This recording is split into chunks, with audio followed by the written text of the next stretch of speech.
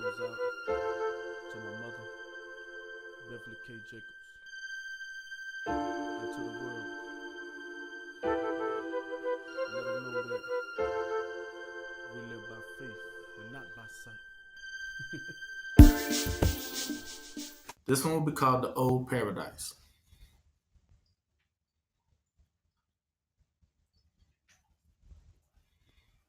We know in the beginning that Adam and Eve was created and it was put in the Garden of Eden, which represented to them at that time was represented as a paradise. But when they sinned against Yah, they was taken from that paradise. From that moment, they would call it paradise lost. From that time, we have been seeking and searching to find back that paradise in which we once were of old. And it's not that we will never obtain it ever again, but it's necessary that we have to go through things in order for us to understand why it was taken. But we shall find our way home, for sure. Go to Jeremiah 46, 27 through 28.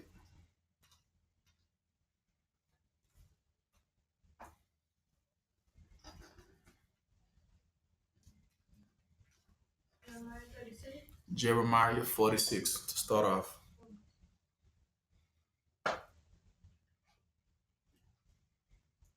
Yah says it like this.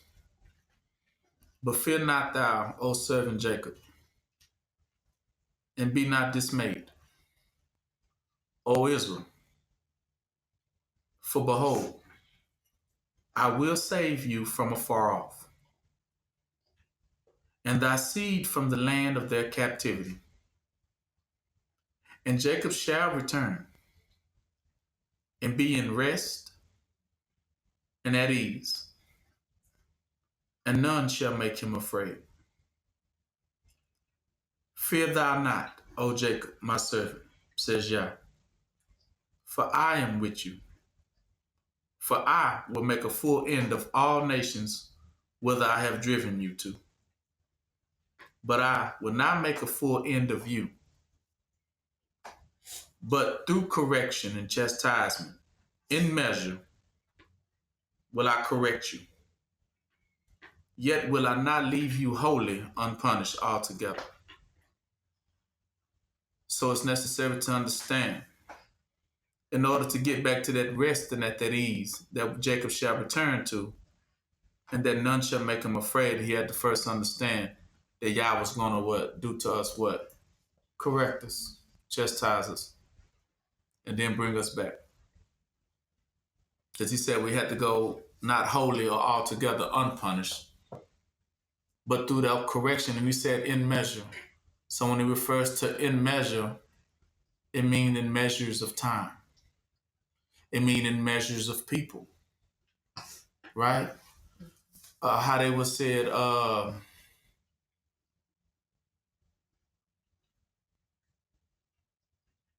bird of a feather flocks together.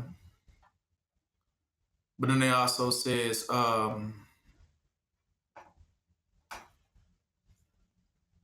like grapes in a cluster. Sometimes your environment gets crowded. And then they also will talk about seasons and when people will be in your life for seasons. Seasons represent that measure, meaning I will correct you in measures, in seasons. Not that it will come all together at one time, because it's impossible for you to just get that epiphany all in that one moment, because sometimes when you get it all at one time, you tend to let some of that stuff slip. So every lesson has to be taken like a meal. Breakfast, then lunch, then dinner. According to have you fully digested breakfast before I can hand you what? Lunch. Have you fully digested your lunch before it's time for me to hand you what? Dinner. And throughout all three of those meals, that's just called one day of servants. which that's how we are to receive the truth. It's not that we don't have it all, but it has to be taught through lessons and through seasons and through measures, they call it.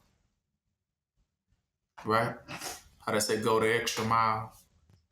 How they say give them an inch, they'll take a what? A mile. See, those measures of how much you can take. That's why Yah says, I don't give you more than you can what? Bear. So it's not that Yah gives a squat about these nations, but what actually the reason why some man would say one day, why you just don't destroy all of them right now today? Get it over with, get it done with.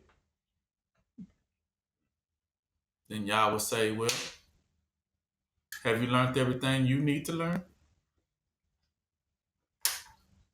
Then the answer would be, have I? And then Yah would say, not yet. So therefore, when he says in measures of time, meaning he'll bring this one nation upon you for a time. Let them do all the things they can do to you to get all those lessons that you need for that season. And then at that point, he'll do away with them and then bring the next nation upon you. It's almost like a field of grass. You represent that grass, that field, that valley of green grass, right? And in that valley, that green grass, that valley, that represents your mind. And in that green valley, all manners of fruit grow, all manners of flowers grow in that vine, right? In that valley, right? That field. But all things in that field ain't necessarily good yet, because there's some weeds that might pop up, maybe some tares that might pop up, right? So then what happens to that field that has been untouched? Well, all of a sudden, a migration happens, doesn't it? And then all of a sudden, a herd of buffalo come and land in that little patch of grass. And they all eating, saying, oh, this is a good patch. A grass, a field to eat and graze in. So those animals begin to graze. Now those animals that come in at that point, that first valley of what I call those animals, what? Buffalo. Those buffaloes could represent Indians. The nation of Indians that'll come on your grass and then they would just eat and consume and poop and, you know. But they only gonna be there for a time because the wind will blow and then they gonna say it's time for us to what? To go. And so they move on. Now during that time, what is ever left of that grass and that field is you. Now some things they taken, right? And some things they left, right? Like anytime a party's over, the aftermath, right? Somebody leaves, you're gonna see a lot of open can bottles and just stuff like, okay, this is what people left after the party that you stuck with to clean up, right? But it's the same way with those animals. They're gonna take from you, but then they also gonna leave some things behind, like poop. Now those things are digested by that land. They receive it. And good things begin to emerge once again. But of course, they left some bad stuff too, right? So all of a sudden now another wind blows in and here comes another flock of deer this time. You know, a whole flock of them. And they began to say, oh, this field looks good. And they began to do the same thing the buffaloes did. Now that represents another nation of people. Could be Arabs. Right? And they leave their imprint as well, don't they? And then they go off. Now you are that field that are learning throughout all these different waves of animals who come your way. Next, we get a herd of what? Elephant or something come out there next. Same process. Representing another nation of people. Maybe these might be the Mexicans who have fed off of you now. Right? Same process. But lo and behold, do they always stick around? No. They come and they what? They come and they go. according to how they said, as the wind blew them in, right? Look what the wind blew in. These represent the other nations called heathens that will come in and they will go. These are the cause, what these, he says, are the measures, right? The measures of time, right? And so that's how you grow and you excel through those moments of these different nations and people who come into you and leave their imprint on your life, and you have to make sense of it all. What is good grows out to be beautiful flowers. What is bad turns out to be weeds. But every time a weed grows, Yah sends another wave to consume that weed, that your land will be grown up right. So that's why Yah says, why the man says, well, why he just don't destroy them all at one time? Well, because that's not even how we are able to learn. We need those things in measure, right? In doses, basically. So he says, I will not make a full end, but I will correct you in measure. And I will not leave you altogether unpunished according to your sins as well. So will Israel be saved? Yes. What about the other nations? No. But he uses those other nations to do what? Help us learn. And then they're gone. Like a ghost, like a puff of smoke. Here today, what? Gone tomorrow. But what did you learn? That's how Israel has been throughout their whole time here on earth. Many nations of people coming and what? Going. It's the time when you was under Egyptian captivity, right? Then they came and what? They went. It's the time you was under Babylonian captivity, but then that came and what? That went. Chaldean captivity. So Israel has been under a lot of different captivities.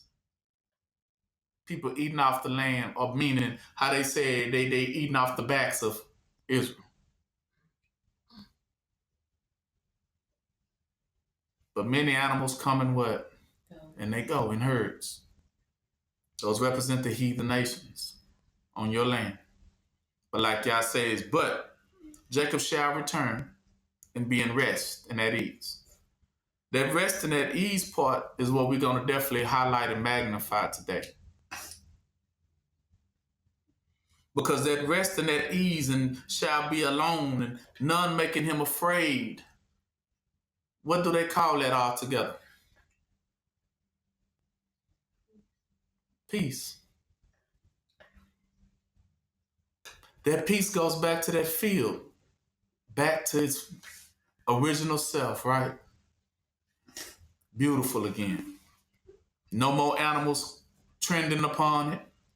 No more animals eating, serving themselves off of it, leaving behind poop. But just that beautiful field, once again, with no more animals touching it, nobody on it ever again. That's what he means by Israel will be alone. Because all the animals will come and what? And they will go. But that field gonna last what? Forever.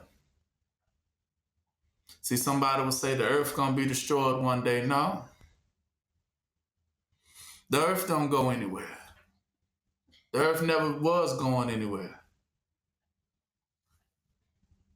But the earth will grow again, properly. But after everything comes and what? Goes. And then Yah will restore the earth once again, back to its original form. The earth never was leaving. It's just the people on it. Just the people that was on it. The same way back in the days, you've seen that the earth never left. A new earth just represents, he tears down all the original people on it and starts from scratch, the people.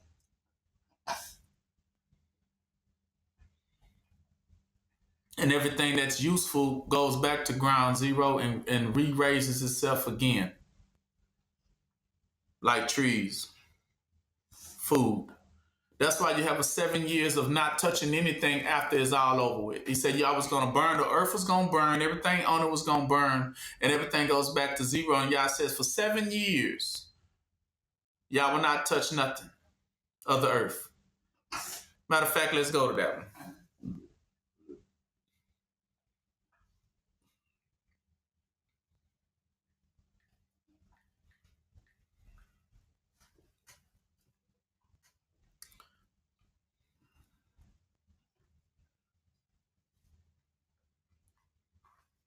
Go to Ezekiel.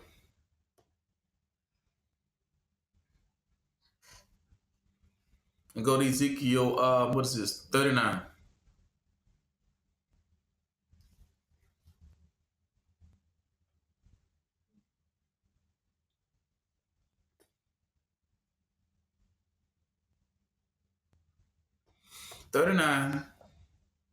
And let's look.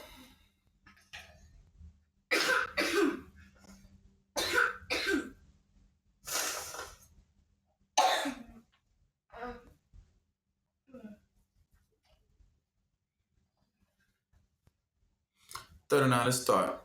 He said, therefore, son of man, prophesy against Gog and say, thus says the Lord Yah, behold, I am against thee, O Gog, the chief prince of Meshech and Tubal. And I will turn thee back and leave thee but 6 part of thee. And I will cause thee to come up from the north parts and will bring thee upon the mountains of Israel. At this time, this is when Israel will be back at home. He will bring up a great army to go against Israel.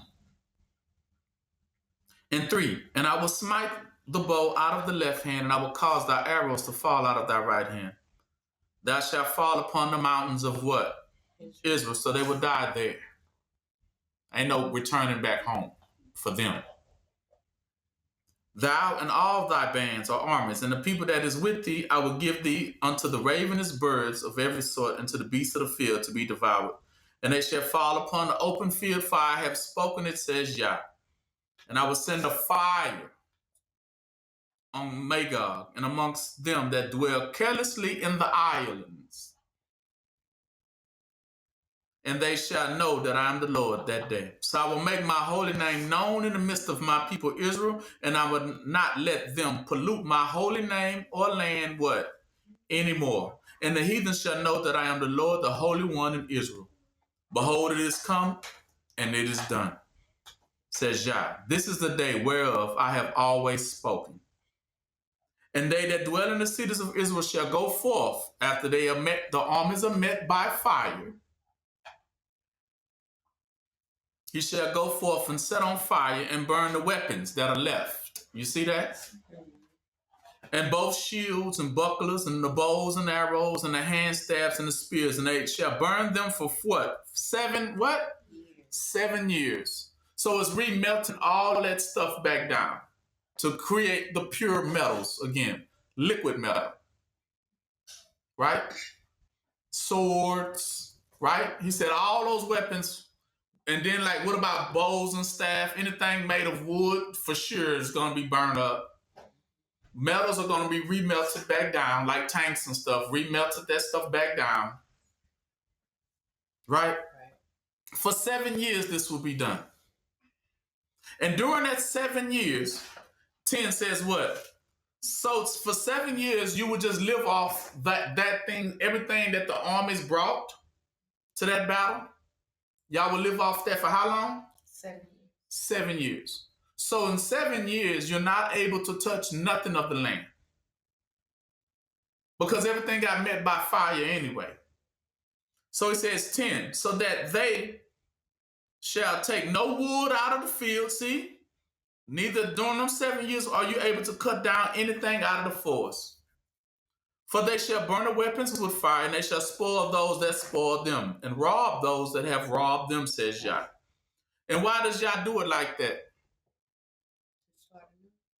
Exactly, to restart the earth over again.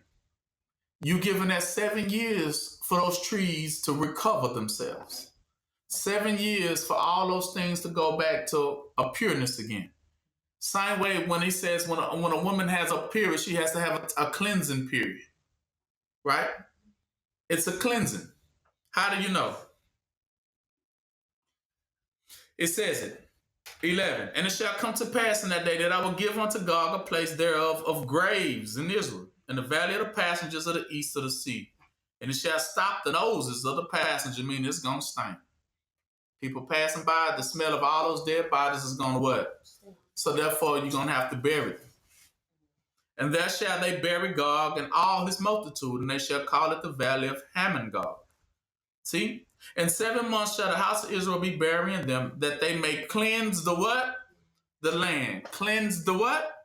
So all of the 7-year period is for that the land can recover itself and be cleansed once again. From all the bloodshed, from all the fires and everything that took place. It takes 7 years for all the trees and stuff to recover such a horrific natural disasters. So that next time you go back to that tree, that apple gonna be straight. So for 7 years, you're not gonna touch anything that's on the fields. Because you're not gonna need it.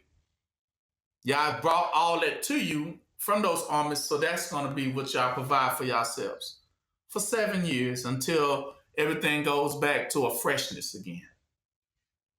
Grass grows back. Everything comes lush and super green again, right? Nothing will be polluted.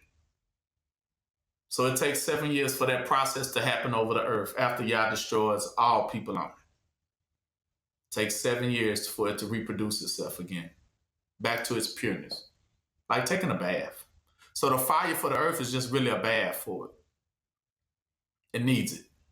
It really does. We have polluted this earth. The water takes 7 years. That if you don't put no more oil or anything bad in the water, it takes 7 years and it will re-cleanse itself. You know what I'm saying? So these things must happen. See, because the rain going to happen for 7 years. We know it's going to rain. That rain is going to replenish a lot of things. And he don't want you to touch it for 7 years, right? Let it just, like anybody who get a scar or bruise, right? It take a little time to what? Heal. To heal. So let the earth heal itself, okay? For 7 years. And just live off with the spoils of what? War. What they brought to you. Because trust me, they're going to bring a lot. They're going to bring everything they got. Tanks, missiles, planes, helicopters, ships. They're going to bring it all for soul. That's what y'all going to live off of for 7 years. Everything that they brought to you. So that the earth can just replenish itself. This is given by Yah. This is the promise of Yah. Okay? Now, according to this, it represents that paradise coming back. This is that first Garden of Eden when the paradise was there. Now, I taught y'all before about one a few weeks back, if y'all can remember. Because if I'm speaking of paradise today, and I'm representing the opposite is paradise lost, what happened then? What is the definition of paradise lost? Does anyone know? And perish. When paradise was lost, it became what? Dead. Well, it's just a certain one word I'm looking for. But I'm going to help you for the sake of time because it might take y'all a while to figure this one out. But according to Yah, paradise lost represented pandemonium. I knew that, but I didn't want to say it because I thought it was going to be wrong. So the opposite of paradise is what? Pandemonium. Pandemonium. When all hell what? Breaks loose. So today we're representing getting that back. Putting all things back in order. Everything back in perspective. So when everything is in perspective and when you are in order, that represents what? Paradise. But when everything is out of order, everything is running around loose and devils and demons and running amok, that's called what? Pandemonium. Like the pandemics and stuff, exactly. So that's why we're in a state of all these horrific things happening because it's called pandemonium. But the goal for us is not to be in pandemonium because he said, I will restore Israel back to its original paradise. That's what he's saying. In the original paradise, those things didn't run amok. In the original paradise, none of those animals was eating off of you, were they? So now you have to restore yourself back into your original form and state. Today we shall.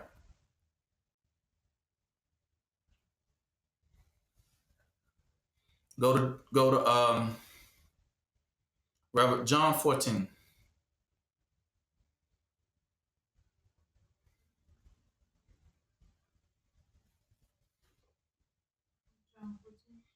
Mm-hmm.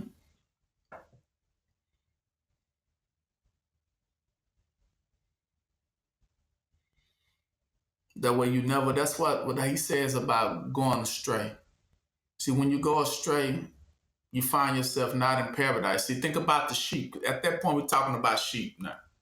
Going astray from the shepherd. Every time wherever the shepherd brought you to was considered what? See, it said paradise. Exactly. Because right there, you would get a chance to eat. You would get a chance to be watered. It was always fresh green grass and fresh fruits and stuff and berries and herbs and seeds. Yeah, nuts and berries for the sheep. Paradise for them, right?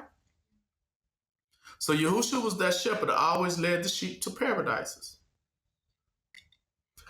But when a sheep went astray and took his own route, his paradise became what? Because it became lost, didn't it? The sheep got lost. And anytime it's lost, it's called paradise what? Lost. Because now the sheep don't know where he at no more. Now all of a sudden he probably lost in the forest or in the woods, and now you got wolves walking around lurking and howling at the moon and stuff, and like, oh Lord, what I done got myself into. Everything becomes scary now. Everything becomes unstable now. You're in a dark place. You're lost. And it was always a great thing when the shepherd found the sheep, didn't it? The sheep was rescued. So get your butt back over here. You know, get back with the rest of the sheep. That's why I say when a shepherd lose one sheep, have 100 lose one. He stops everything he's doing to what? Go get that one back. Bring them back to paradise. Place where the sheep didn't have to worry. Now when you get lost, now you have to what? Worry. And that's how it is now. Once you get lost with Yah, you do have to worry. Worry about what you're going to do this with the two sisters. Remember, you have to worry about things when you're lost. But when you're not lost, you don't have to what? Worry. Because you're already at the place where all things are provided. You're back in paradise. People in paradise don't worry about nothing.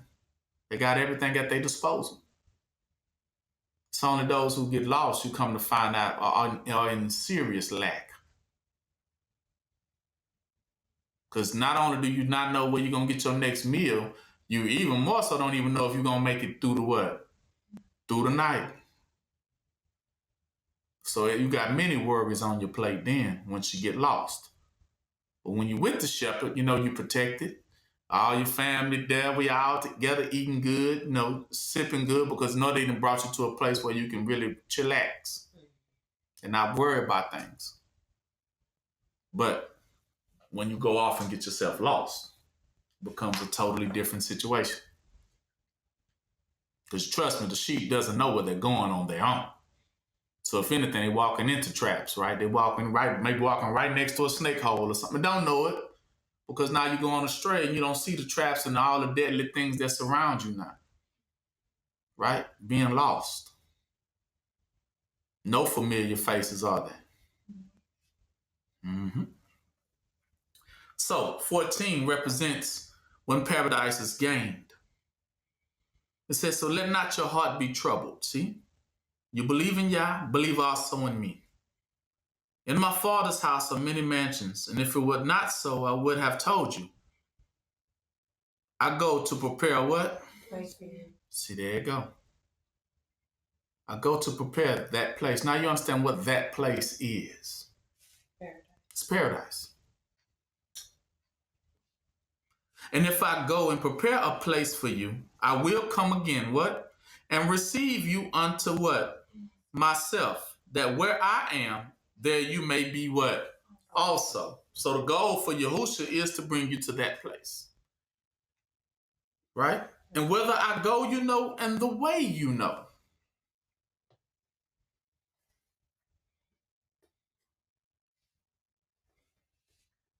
Because he's going to say that he is the face of Yah. He said he's going to tell you what the face represented. And he was telling you that when Yah says that, when Yahushua said, I represent the face of Yah, go to Hebrews 12.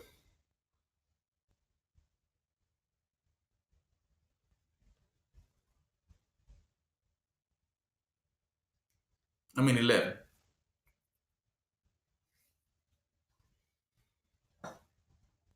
Now faith is the what? Substance. Of things hoped for.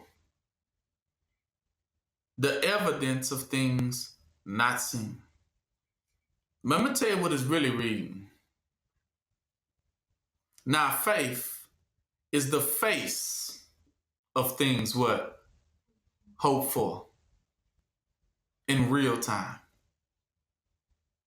The face.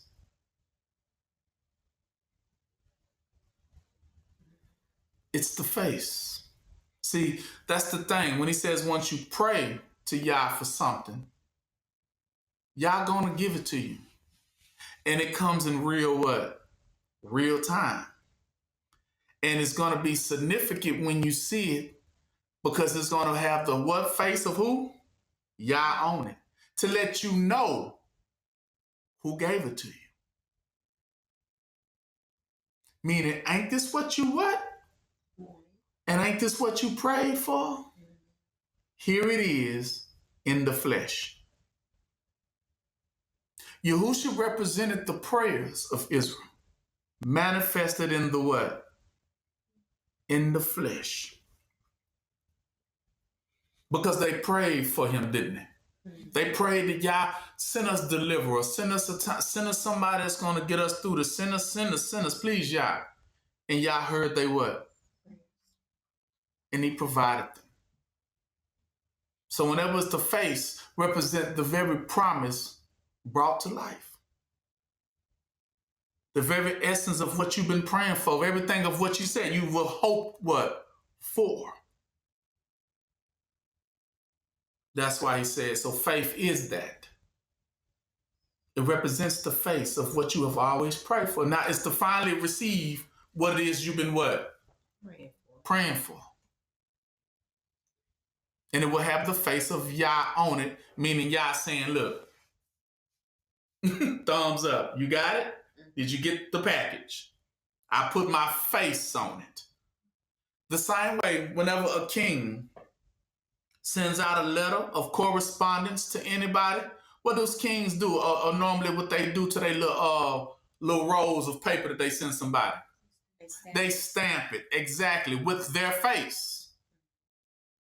That's why he said, he said, give me the coin. Who face is on the what? The coin. To let you know if it's Yah's or not.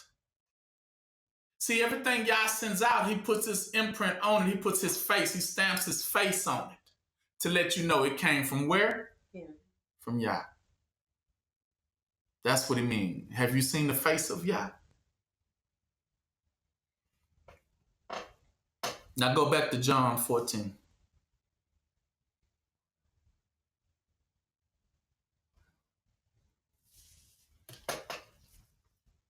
So Thomas asked, Lord, we know not whither you go us, and how can we know the way? But Yahushua said unto him, I am the what? Way. The truth and the what? Life. And no man come unto the Father but by what? See, nobody will enter into that paradise but through who? That's why he says, I am the what? The way in to what? I am paradise, and I am the what? Exactly. And I represent The truth. paradise, which is the truth. I represent that place. See, I am the precursor to that place. He's telling you that I am the very labor you need to get to that what? Place. Or you by no means will enter into that place. See, because Yahushua is the beginning of that place, the face, the responding of your prayers, right? The response. Like a letter, right? You mail out a letter, you want a what? Response. So that letter comes back, predating, this is the answer to your response to what you sent out to me. It's the response. That's what Yahushua represents. Self-existing, the pledge, the promise. Introduction, the ark is what you call it. That's why I say the Ark of the Covenant, right? And the same Ark Noah's what? Exactly. Your prayers what? Answered. The spark of conversation. The opening of that way. The opening door of what? What's on the other side of his door? Paradise. That's what he's saying. I am the opening into that place. You won't get there but through who? Yahushua. That's why he said, you will never see the Father but through me. You ain't getting in unless you go through me to get into that place. The paradise. That's why he said the sheep know my voice. Watch this here.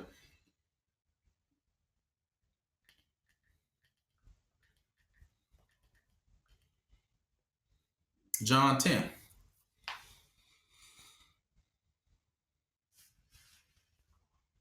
Verily, verily, I say unto you, he that enter in not by the door into the sheepfold, but climb up some other way, the same is a what? A thief and a robber. But he that enter in by the door is the shepherd of the what? So he already admit that he's the shepherd. He the one guides you to paradise, and he's also the door to get into what? Exactly. He's the forerunner. That's what he's trying to tell you. No one has achieved it first before what? He did, to enter in it. He said, to him the porter openeth, and the sheep hear his voice, and he calleth his own sheep by name, and leadeth them out. And when he put forth his sheep, he go before them, and the sheep follow him, for they know his what? Right. And the stranger, they will not what?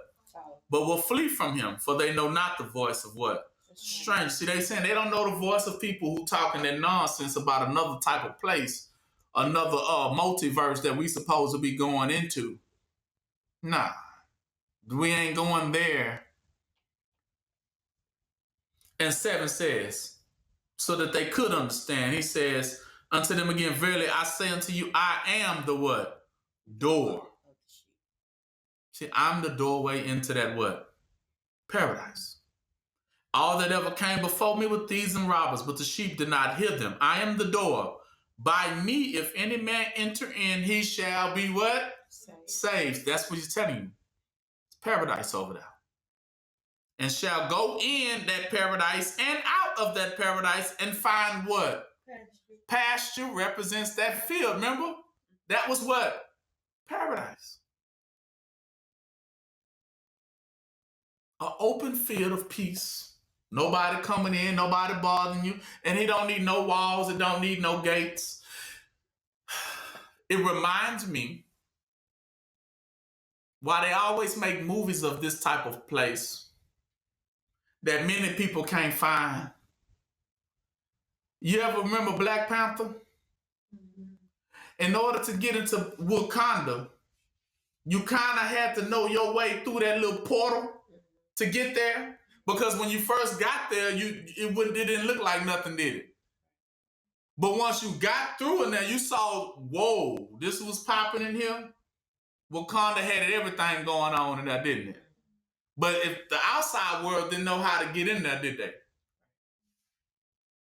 Until the other little black man he knew the way inside to get inside. But other than that, they would have never found their way into that door I'm representing. Is that door into an opening of what? Paradise. And that's what it means. Nobody else could find their way in. That's why you didn't have to worry. It didn't need no gates. It didn't need no walls, right, to keep anything in or out. Because they were just never going to get in anyway. So people live comfortably. Paradise. Food right, everything good. Nothing's bad, nothing's spoiled, nothing's manufactured, nothing like that. Everything's pure, green, fresh. No sicknesses, no diseases, because those things don't even come about because the people are living right. And if anybody does get sick, they heal right away. Of no charge. No insurance needed. That's what paradise looks like. When you have everything at your disposal and don't lack what? Nothing. That's paradise.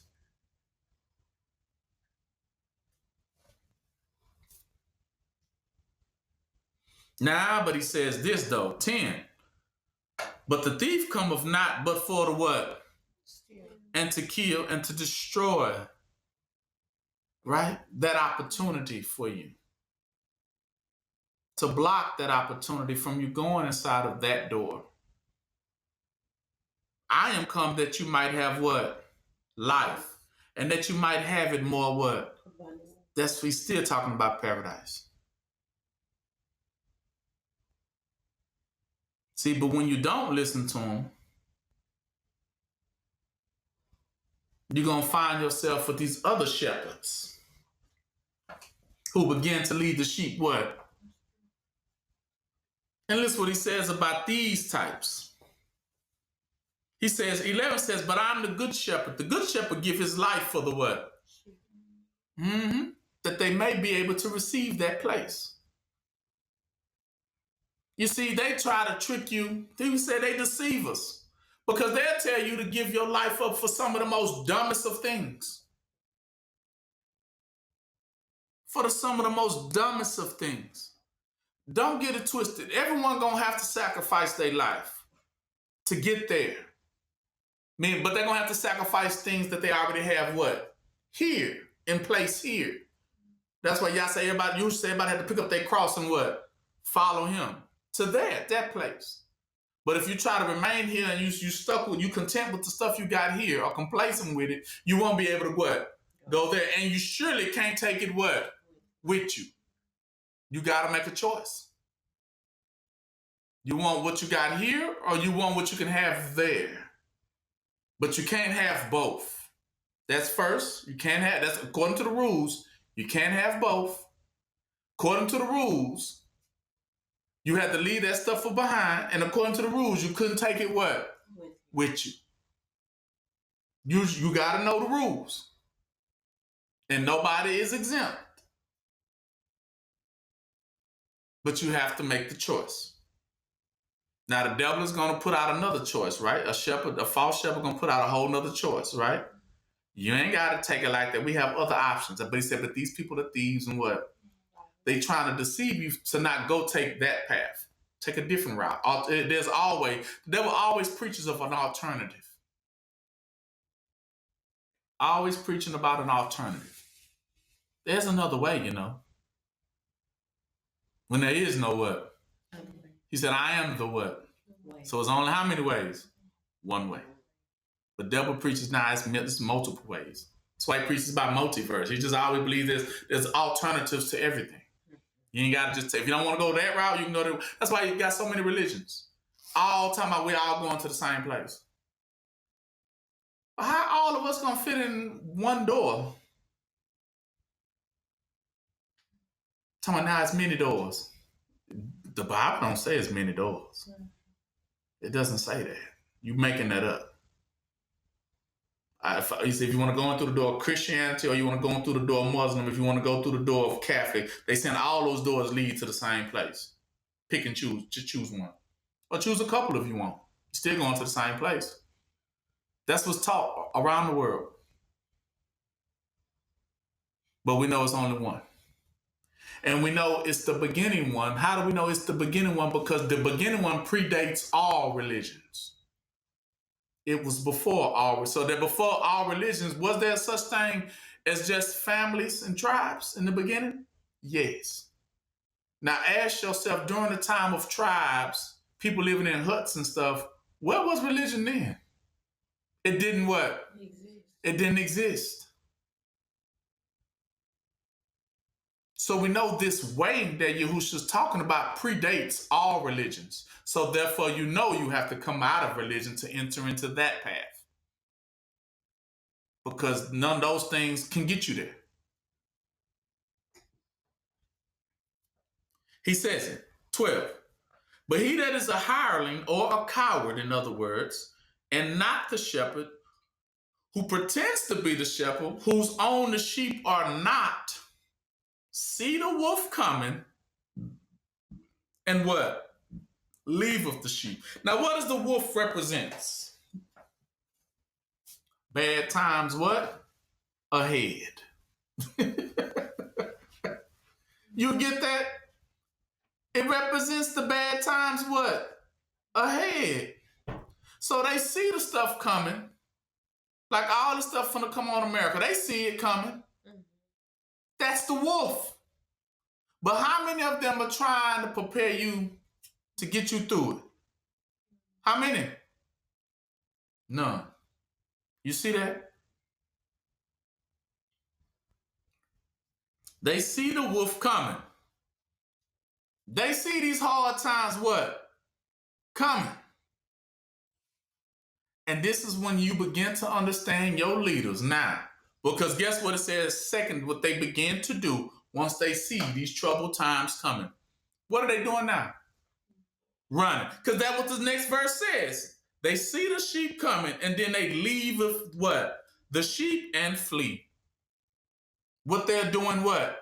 Now. Know these hard times are ahead and now everyone's beginning to jump ship and abandon, burn up property and say, we out of here. But these used to be your what? Leaders, didn't it? So he's told you they was never who they said they what? They were. And the wolf what?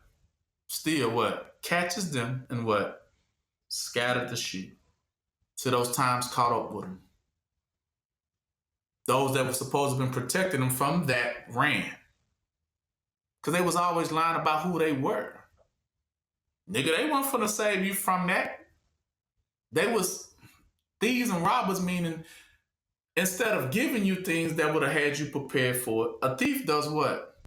Take away from those things that would have had you prepared for that moment. That's what he says they do. They unequip you. Not equip, but what? Unequip. You're not going to need that. You ain't finna use that. Give me that right there. Take that. And it leaves you defenseless. So when the wolf comes, or the hard time comes, or the alien, anything comes, you ain't ready for what? For it. But did they not know it was coming? Yeah. They the first ones who saw it. They were like, oh, snap. And it probably even told them when it was coming. Why you think they starting to tell y'all things now? Because they probably already knew when it was what? It was coming. That's what it mean. These fake sheep already know it was coming. It said they saw the wolf. And then when they saw the wolf coming, instead of telling the sheep, hey, get ready, they abandoned the what? Exactly.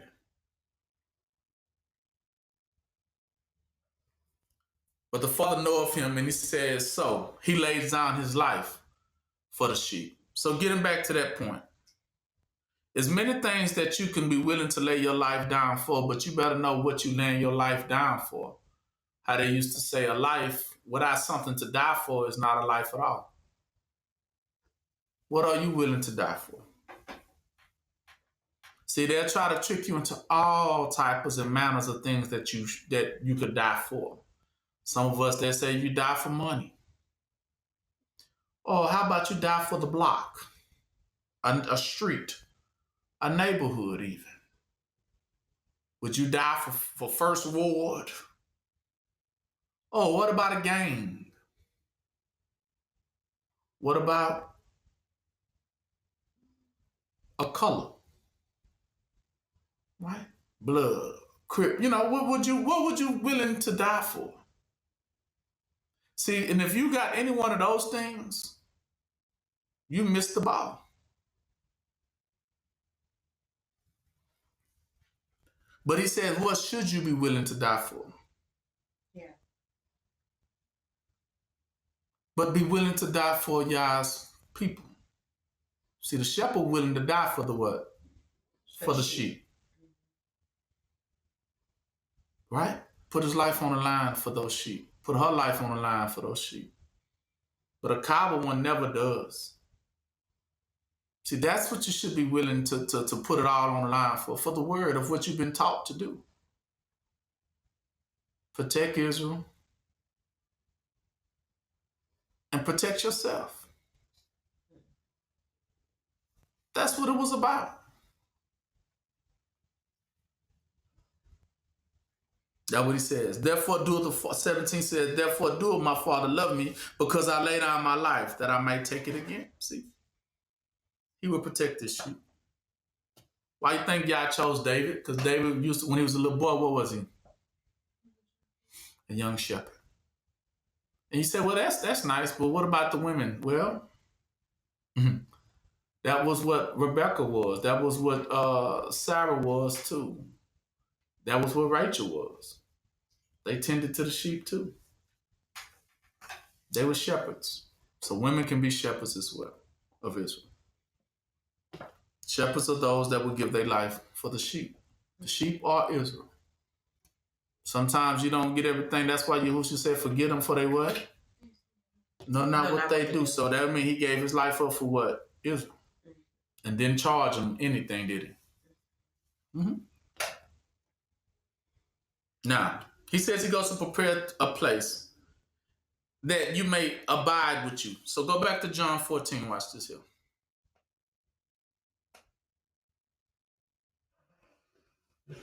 So they said, well, verse 9. How I've been so long a time with you, and you have now, and yet has thou not known me, Philip? He that has seen me have seen the what? Father. How sayest thou then, show us the Father? That's what he's saying. I have revealed to you the face. What is the face? The response to your what? The response to your prayers. The face. And he showed you what you needed to do through Yahushua, right? He said, what do you need to do to be saved? He said, have what on Israel? Mercy. Exactly.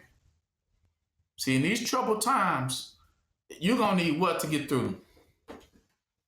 Mercy. No lie. No lie. It's already coming up on the agenda. You're going to need what to make it through these last days? Mercy. Or you're not going to what? Make it. You're not going to make it. So you're going to need mercy.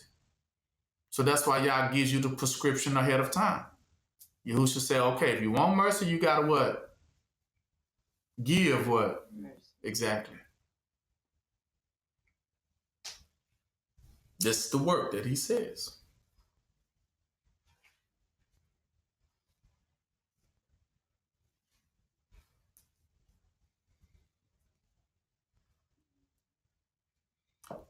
Now, go down to 23. He says, Yahushua answered and said, if a man love me, he will keep my what? And my Father will love him, and we will come unto him and make our abode with him. Abode. Same word as abide. Or bide. Or another word you would call it bid. Or how they were said in our terms, where the word originally came from too, was I'm biding for time. You ever heard that before? Trying to buy my time. Mm-hmm. That's where that word comes from. So when you're biding for time, what are you doing? Ask for more time. You're not necessarily asking for more time. What is you doing? When you're biding for more time, what are you trying to do? Make it last longer. What are you trying to make last longer? Life. Whose life? When you're biding for time, think of a situation when you buy. That's like being okay. Let's give a scenario. You being like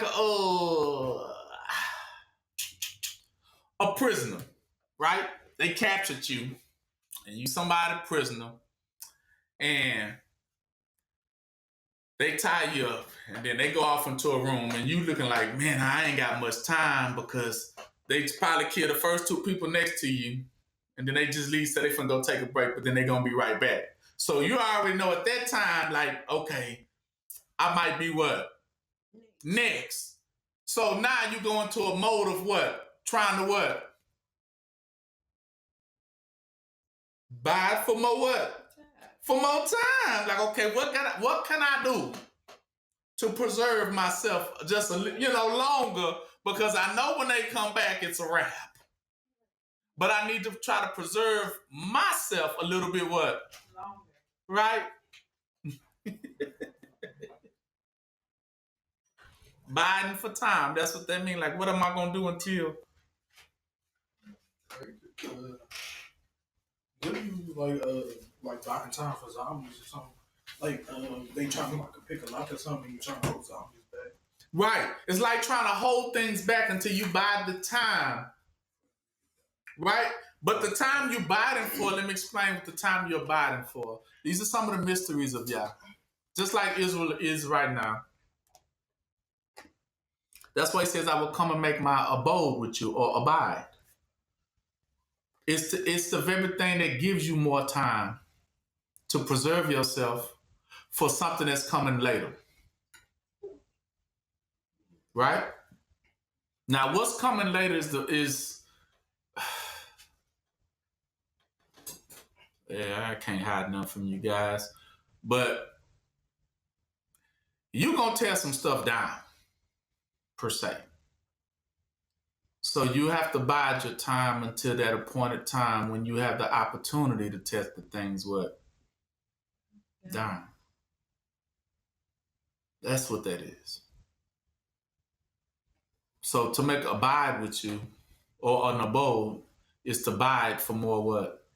Time. Right? That's the prayers you make.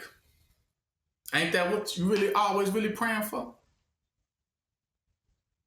Praying for what? More time. You always find yourself praying for, Lord, don't let it end like this. Lord, don't let this be it. You never find yourself saying that? Mm-hmm. This can't be that day. It can't be over just like that. I haven't had an opportunity to do what it is that I would needed to do yet. Now, does y'all hear those prayers too? Yeah. Exactly. Exactly. Y'all hears those prayers. See, in those moments, that's what paradise is. We will come and preserve you in paradise until that day. That's faith. Because when it comes, it's going to come. Paradise represents when Yah told Yahushua, come up here and sit on my right hand until what? Until I make your enemies your what? Where did he have to go? Paradise. Until a certain time. So that he could bide for what? More time. Yeah. Oh yeah. It get deep. That's the thing. Let's share some real good stuff.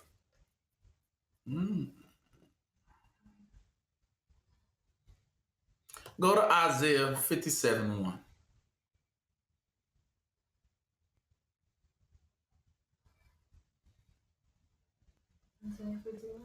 Isaiah 57. 57. That you understand what this paradise is, baby. It says it surely. Because according to us on earth, when we see the righteous and stuff, when we see stuff and we be like, oh, what that mean? And we kind of gloss it over like, dang, such a shame. Why does it seem like the good die young? Stuff like that we say.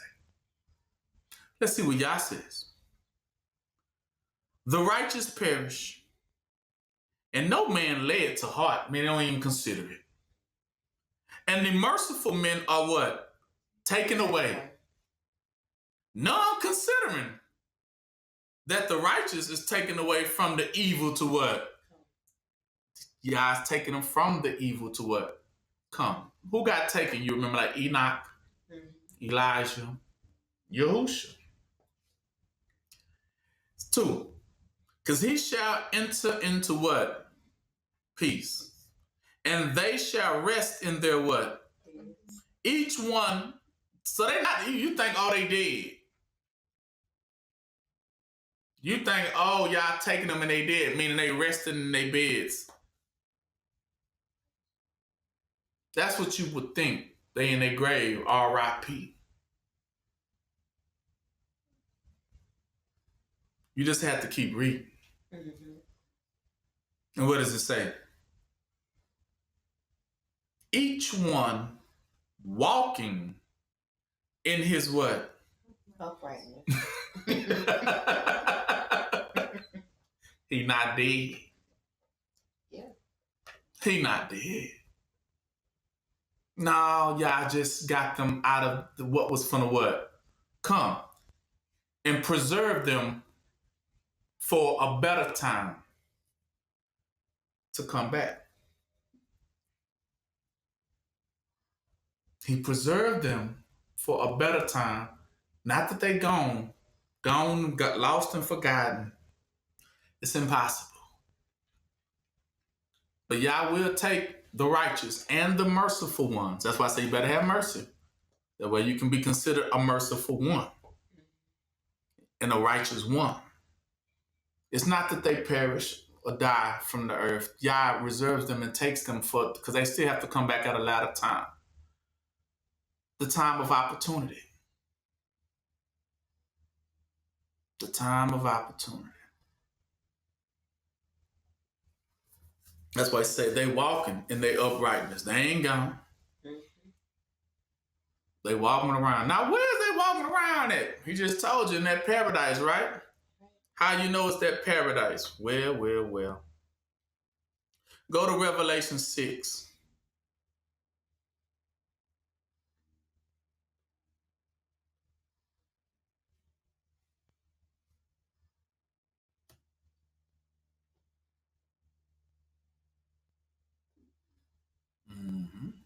And we're going to go down to 9. And when he had opened the 5th seal, I saw under the altar the souls of them that were slain for the word of Yah and for the testimony which they held. And they cried with a loud voice, saying, How long, O Lord, holy and true, doest thou not judge and avenge our blood on them that dwelleth on the what? See, they not dead. Under the altar represents paradise of Yah. He said he always gonna where his foot stay. That's where his people gonna be. He said he said heaven is my throne and earth is my what? Exactly. So they by the foot of Yah. Same way like the 2 sisters, right? And they always asking the question, okay, same way. So one of these people you recognize now out of them, even though you know that, okay, but ain't Abel there? Abel's there. The same one of the ones that was killed in the beginning saying, Oh Lord, how long shall you not avenge what? My death. My death. How long? Right? And white robes were given unto every one of them, and it was said unto them that they should rest yet for a little season until their fellow servants also and their brethren that should be killed as they were, should be what? fulfilled. Mm-hmm. Now, that's what they was begging for. Yeah, when you gonna avenge, right? When you gonna revenge these people? And he told them, just wait here for a little season until I gather all of those in likewise manner. Watch this here.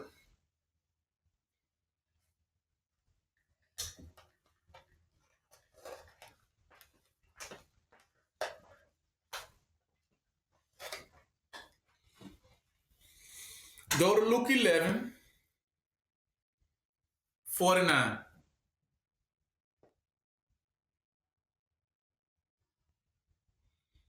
He said, therefore also said the wisdom of Yah, I will send them prophets and apostles, and some of them shall be slain and persecuted, that the blood of all the prophets which was shed from the foundations of the world may be required on this generation.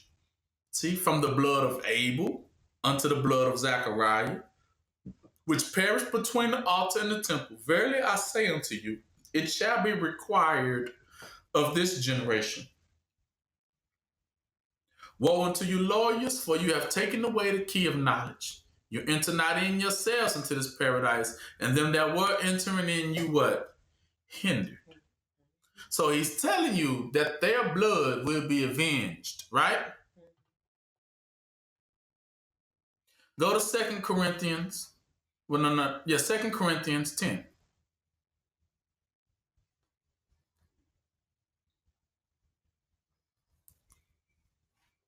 Go down to verse 3. See, for though we walk in the flesh, we do not war after the flesh. For the weapons of our warfare are not carnal, but mighty through Yah to the pulling down of what? Strongholds. Casting down imaginations and every high thing that exalts itself against the knowledge of Yah, and bringing into captivity every thought to the obedience of what? Yahushua. And having in a what? Readiness to revenge all what? Disobedience, when your obedience is what? So, he's telling you they're going to be ready to avenge when that time what? Comes. He's talking about the righteous. When he said, when all is what? Fulfilled. They will return.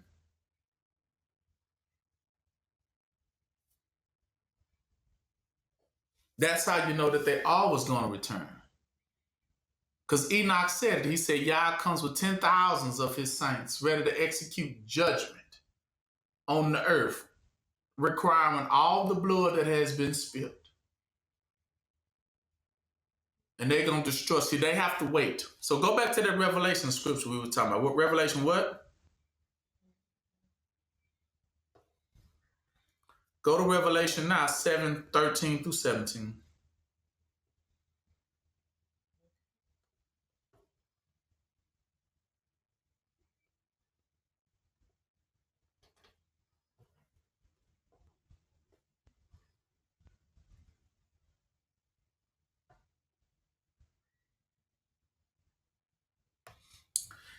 And one of the elders answered, saying to me, what are these which are arrayed in white robes, and whence they came as they? He said unto them, Sir, thou knowest. And he said to me, these are they which came out of the great what? Tribulation, and have washed their robes, and made them white in the blood of the Lamb. Therefore are they before the throne of Yahweh, and serve him what? Day and night in his temple. And he that sitteth on the throne shall dwell what? Among them. See, they not dead. They're in that paradise. That's why it's paradise, because he's finna give it to you right here. Because at that place they shall what? Hunger no more, neither thirst anymore, neither shall the sun light on them, nor any heat. For the Lamb which is in the midst of the throne shall feed them, and shall lead them unto living fountains of what? Waters. And Yah shall wipe away all tears from their eyes. That's paradise. Now these are the ones, of course, that's going to be given the opportunity to come back to the earth and wreak havoc. These are the ones that's going to rule with Yahushua 1,000 years. These are the kings and queens. They're going to tear down a lot. That's their job. So don't ever think that if you see a good person leave, that that's just going to be it. No, y'all, sometimes y'all will just reserve them for a latter time. Because all of them kept asking y'all, when you going to revenge? They did me wrong. Now, y'all every bit says, just wait. That's what he said. Until what? Sit here until I make what? Your enemies your footstool. Because I'm going to let you ride on them. Don't get it twisted. It was never that you wasn't going to get that day. That was what the devils and the devil children hope for. That is all they can pray for. Is that they can try to get rid of you ahead of time. That's it. But Yah reveals that is not going to be the case. That's just your imagination that say, oh, they gone. They finally gone. Thank you. Whew, I can breathe easy. By no means. Y'all just reserving them for what you call an opportunity. And all y'all's looking for is what? And all of they looking for is what? An opportunity. The day for you to what? Slip. And that was it. That was it. So they're not going to budge until they see that moment. But when that moment hits, you won't be able to hold none of them back.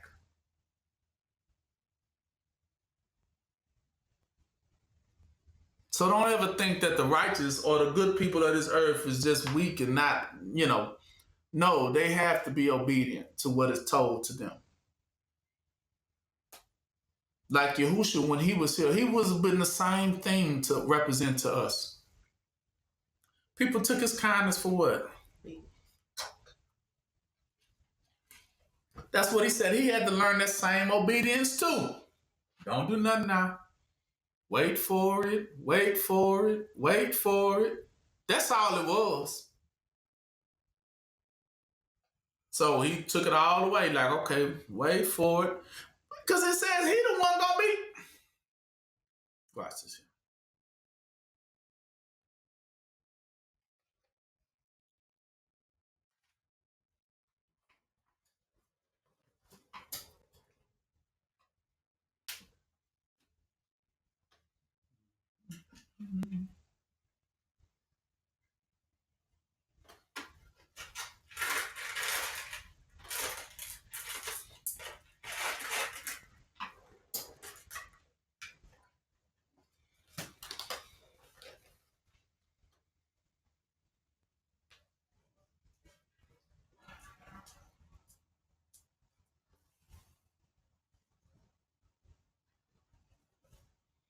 Go to Revelation 14 so that y'all can understand. They look at the gentle Yahushua and say, yeah, a shame, a travesty. Yeah, they took him out. They took him out. 14 says, and I looked and lo, a lamb stood on the Mount Zion, and with him 145,000 army people, having his father's name written in their what? Foreheads. That's all the ones that's supposed to not be here no more. That's them. And who leading them? Who leading them? Yahushua. Now, at this person, I ain't gonna be that same one that left the first time. See, because that's what he said. He learned obedience through that. See, he understood, okay, pick up your cross and follow Yahushua, follow Yah, which represents bad as you want to get them now. Wait for it. Wait for it. Because it has to be done by command. Bad as you want to get them now.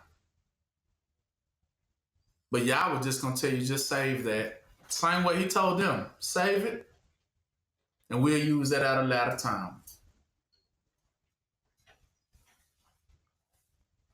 And so we know that Yahushua, when he comes back at this moment, he's not gonna be that same one, right? Not the same one holding sheep and walking with lambs. Not that same one.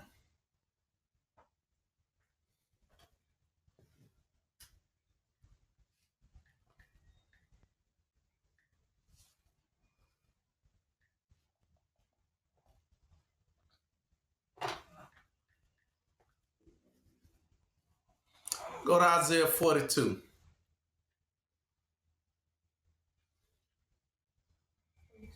Mm-hmm.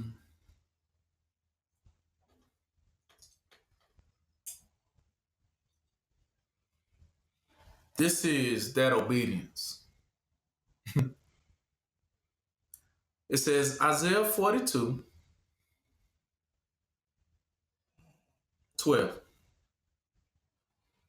It says, let them give glory unto the Lord and declare his praise in the islands of the Gentiles, that this will be it.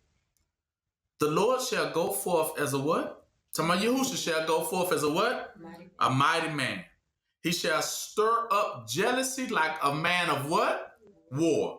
He shall cry, yeah, roar. He shall prevail against his what? And he says, this is what he's roaring like a lion. He says, look, I have a long time holding my what? I have been still for a long time. And I have what? Refrained myself. But now will I cry like a travailing woman about to give birth. I will destroy and devour what? At once. You see that? So when he comes back, he's be yelling him exactly like a woman in labor, right? You know how she, get this back. Yes. See, this ain't the same one holding sheep and lambs. So when he come and he said he both would destroy and devour at once, I mean all in one motion, it's going to both destroy you and devour you to nothing at once. You know, and so that's what you're dealing with. That's what's coming back. But he says he had to learn to hold his what? Exactly. He had to learn to maintain his paradise, even though things around him became shaky, even though he was getting treated in such derogatory, means, but he had to learn to still, okay. And Judas used to always tell him, like, yeah, why don't you just do something about it? Yahushua, why don't you just do it now? Why don't you just go ahead and just tear him down now? Judas knew he could. Judas was the one who did know he could. That was why he betrayed him. He was like, why you just don't? See, I was willing to serve you because I thought you come to go ahead and tear it down right here and now. But when he told Judas, you're going to have to be what? Patient. Judas couldn't what? Be patient. He couldn't take it. So that's what made him go betray. Because he wanted to go to war right then and now. But Yahushua had to share with him patience, which represents paradise, meaning to hold yourself. Keep your peace. Don't draw your sword yet. But there shall come a time that we can both yell, scream, and holler at the top of our lungs. It reminds me of little kids who always stay in the house. And the parents always tell them, don't run, don't play, stay quiet, don't jump on the furniture, be still. Don't scream, don't yell, no horse playing. And then when you finally take that kid to the park,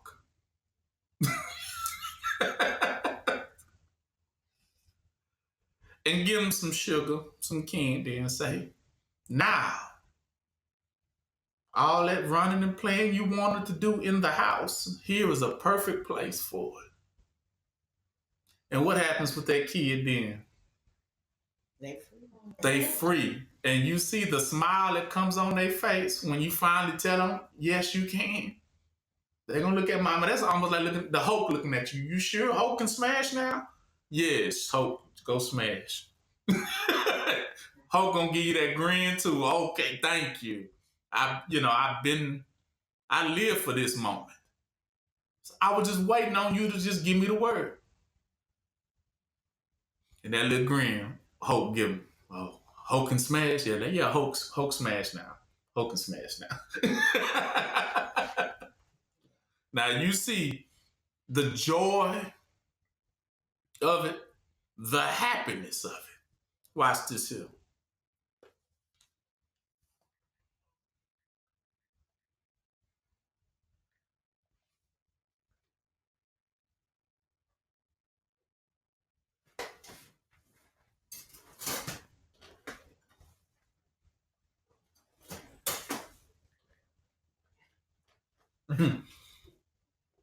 Go to Psalms 137.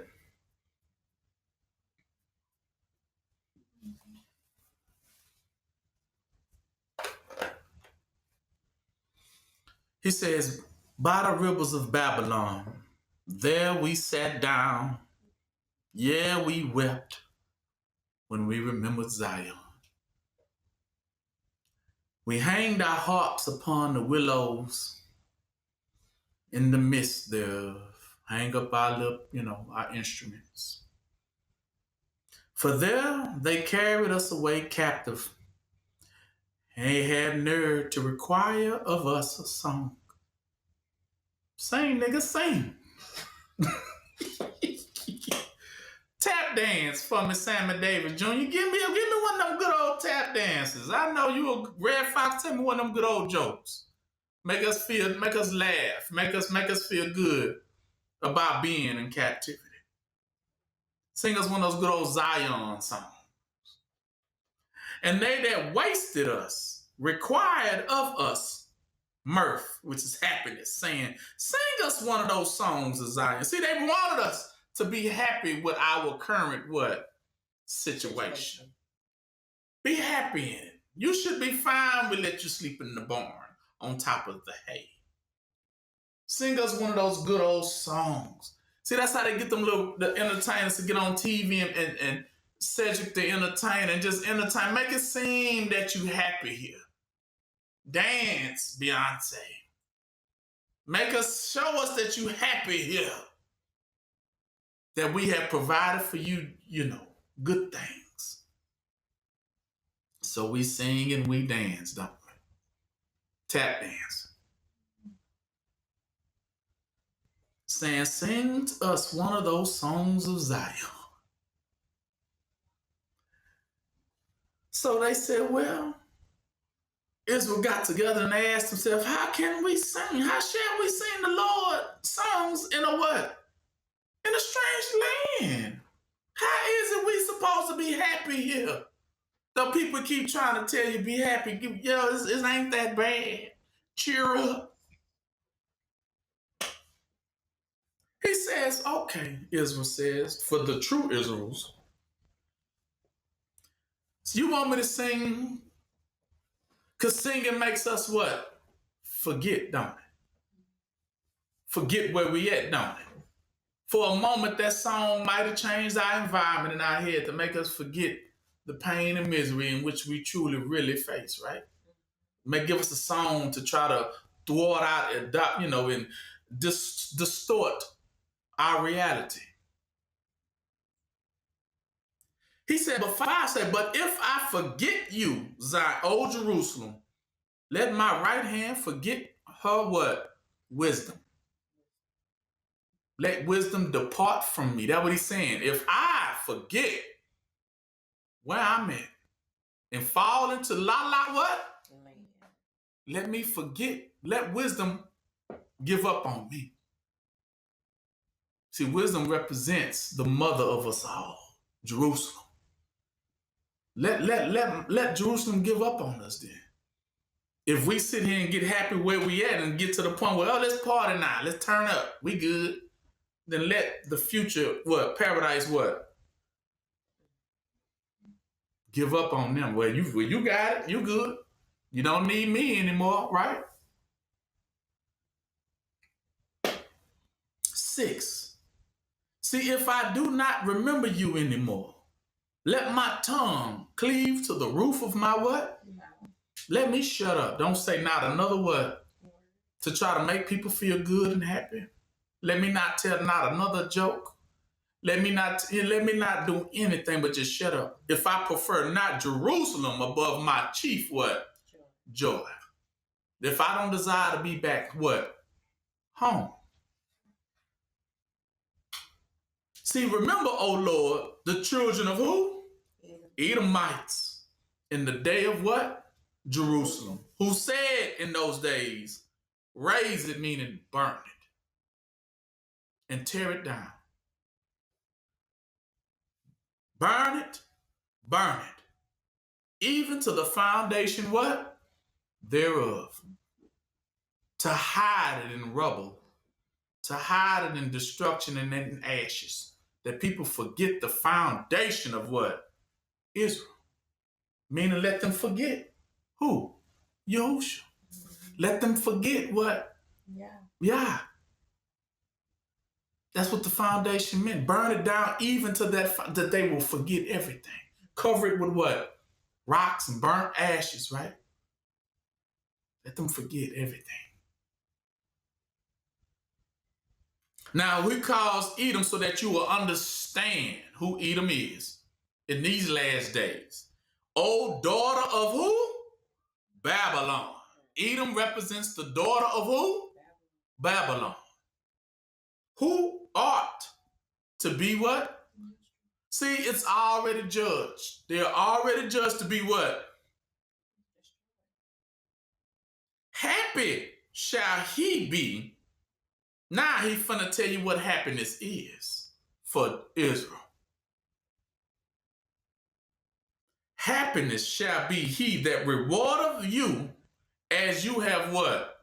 Served your life on what? Us. How you have eaten us down. Happy will we be when we return the what? The favor. 9. Happy shall he be that taketh and dashes your little ones against the what?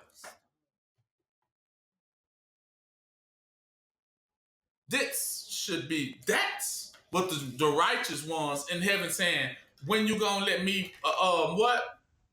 Pay them what? Back. When you gonna give me that? What he said, they sit under the throne asking y'all every day, holding you, how long, y'all, how long? Before, that's why you usually say, sit here until I make your what? See, yeah, how long y'all do? Because he said, I'm sitting up there. Wait. Right? Be patient. Be patient. But your day shall what? Come. And when it does, happy you shall be to finally. See, that's what Yahushua had to learn. That's what we have to become. You know what I'm saying? It's that paradise of knowing that it may seem to be that these people have gotten themselves up very high. But from there, they shall be brought very low. You see, high represent they have gotten themselves up very high. Represents that you was at a place of paradise. But all have fallen from what? Great. Fallen, that's that paradise. And when you fallen from that paradise, they have gotten that word beneath you have gotten themselves up very high in that stead, in that place. And called this now their what? Which we know is just what? Paradise lost for us was representing what? Pandemonium. This ain't paradise, this is just pandemonium. For us. But happy you shall be. Right? When Yah gives you your day.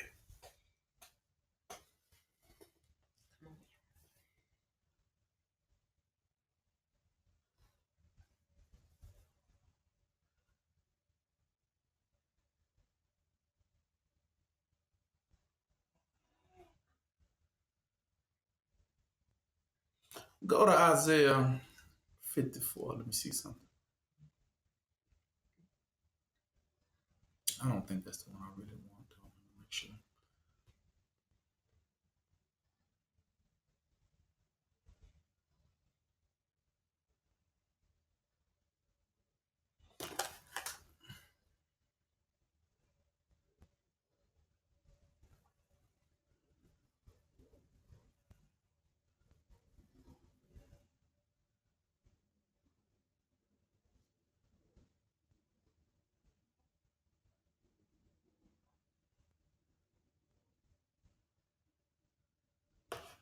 Could that. But that's not the one. Hold on. I am coming back to that one though. Go to Psalms 25 first though. We'll come back to that.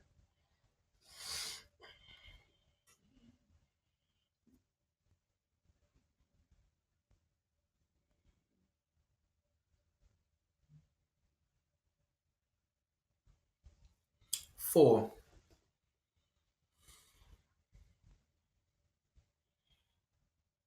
It says, "So show me thy ways, O Lord. Teach me thy paths. Lead me in thy truth and teach me. For thou art the Yah of my salvation. On thee do I wait all the days." You know? Remember, O Yah, thy tender mercies and thy loving kindness, for they have been ever of what? Oh, See? What has been from the old days? Yah's what? Mercy and what? Loving kindness. It has been from old. So these are the foundations that they want you to forget. Right? But remember not the sins of my youth, nor my transgressions according to the mercy. Remember thou me for thy goodness' sake, O Yah. Good and upright is the Lord. Therefore will he teach sinners in the way. The meek will he guide in judgment, and the meek will he teach his what? This is the way he's teaching us. Mercy and what? Love and kindness. All the paths of the Lord are what? mercy. See? So that's what he's revealing to you. If you ain't going in by this way, that is a thief and a what? A robber. Because he said, all my ways lead to what? Mercy and truth. Mercy. So if you leave mercy out, you ain't walking in the truth. It is impossible for you to be judging and condemning and tearing people down and saying that you walking in Yah. You are a liar. You will be found to be a thief and a robber. Because all his paths start off the same way and end the what? The same way. It start off by old of what? Mercies and love and kindness, and it's going to end with mercy and what? In truth, right? Unto such as keep his covenant and his testimony. For thy name's sake, O Lord, pardon my iniquity. See, that's his name. See, that's his face. To pardon my what? Iniquity. For it is great. See, what man is he that feareth the Lord? See, him shall he teach in the way that he shall choose.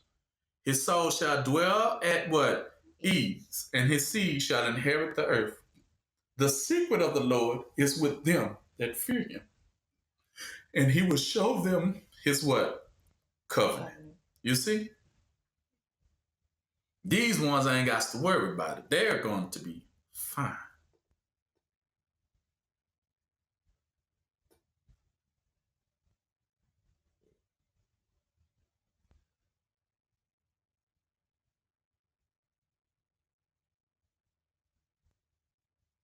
Go to Revelations 2.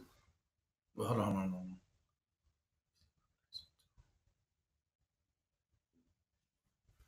Yeah, go to Revelations 2, 1 through 7.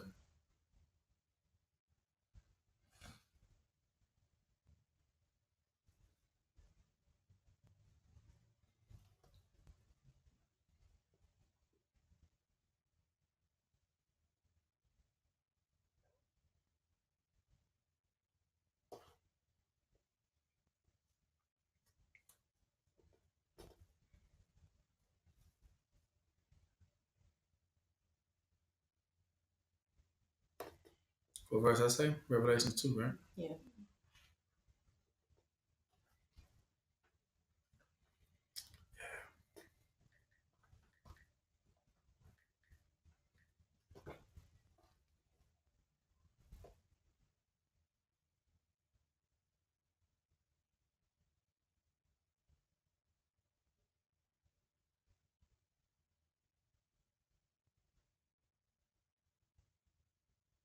Oh, was that? Okay. First of all, go to Hosea 14:1, then we'll come right back to that. Hosea 14, verse 1.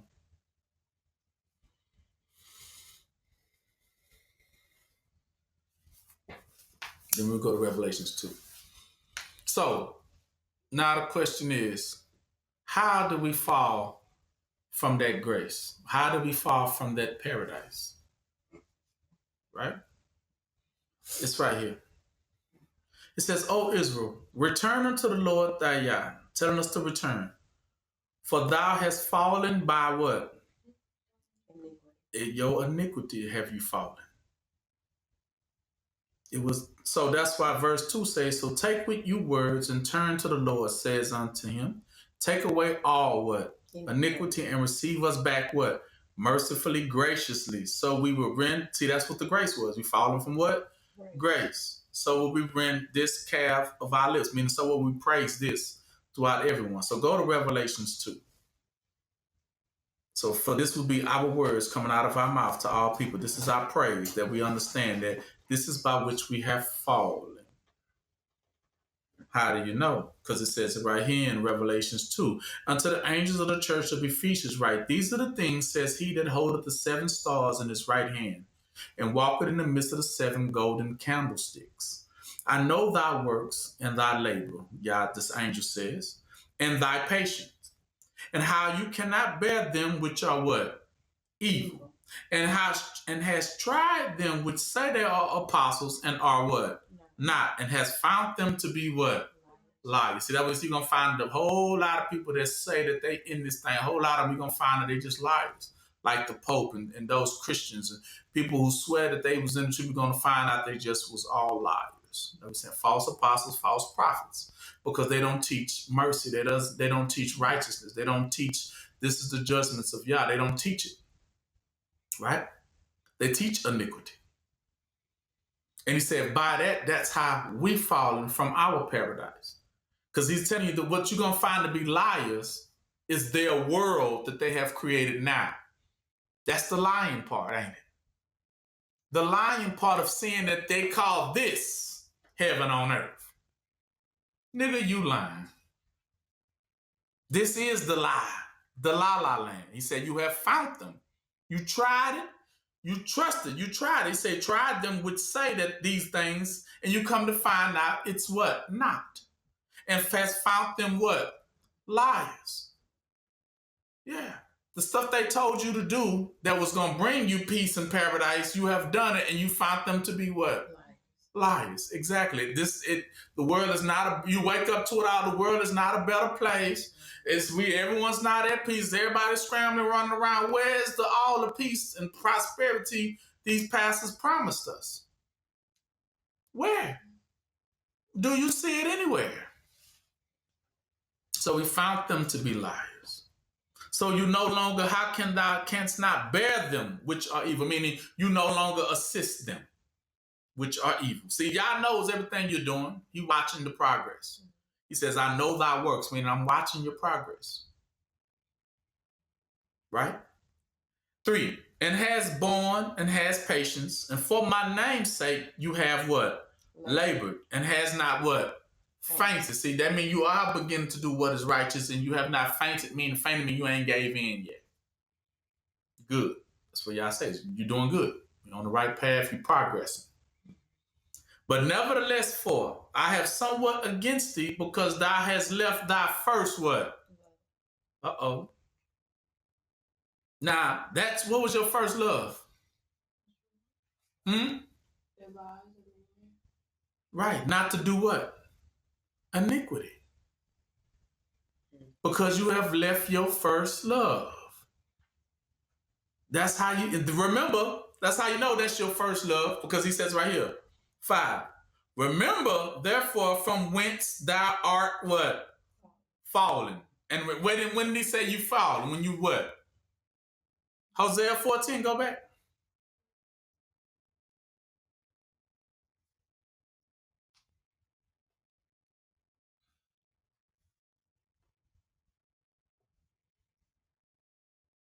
What does it say in verse 1?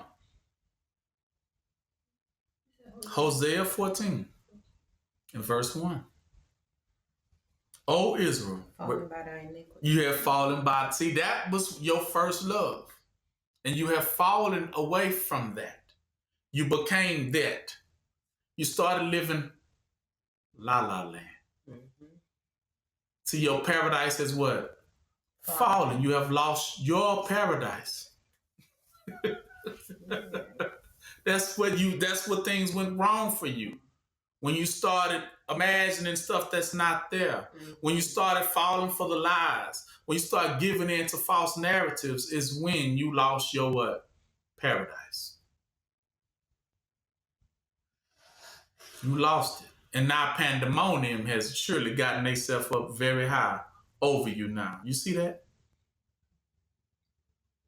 Go back to Revelations 2.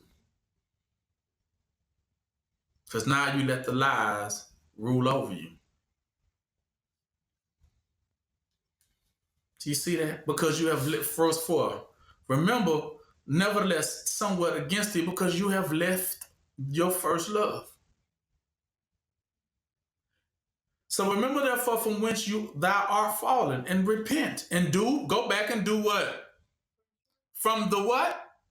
The beginning. Remember when you didn't do iniquity, when you didn't believe in lies, when you didn't let lies rule what? Over you. Or else I will come unto you quickly and remove your candlestick out of its place. Where's the place? Paradise, except I what? Exactly. Now, you say, well, how does this paradise lost? Genesis 4.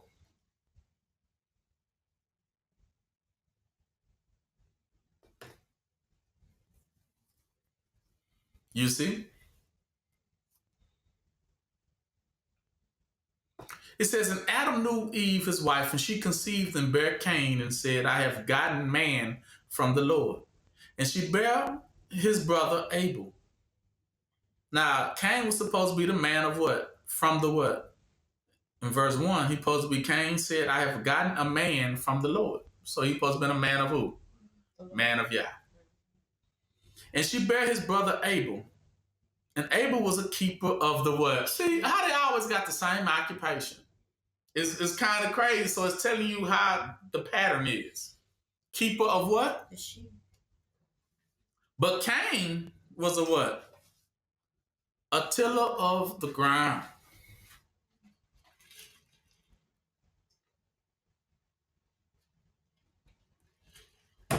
And in process of time, it came to pass that Cain brought the fruit of the ground an offering unto the Lord. Right? And Abel, he also brought the firstlings of his flock and of the fat thereof.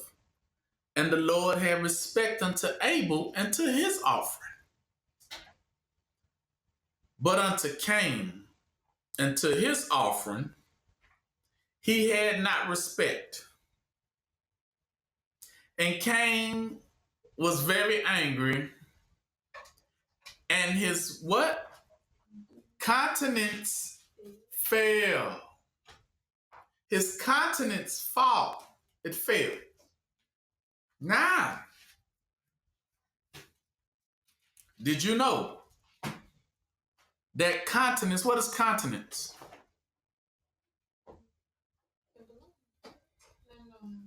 He says Cain was rejected by Yah and his countenance fell. Anybody want to elaborate on that?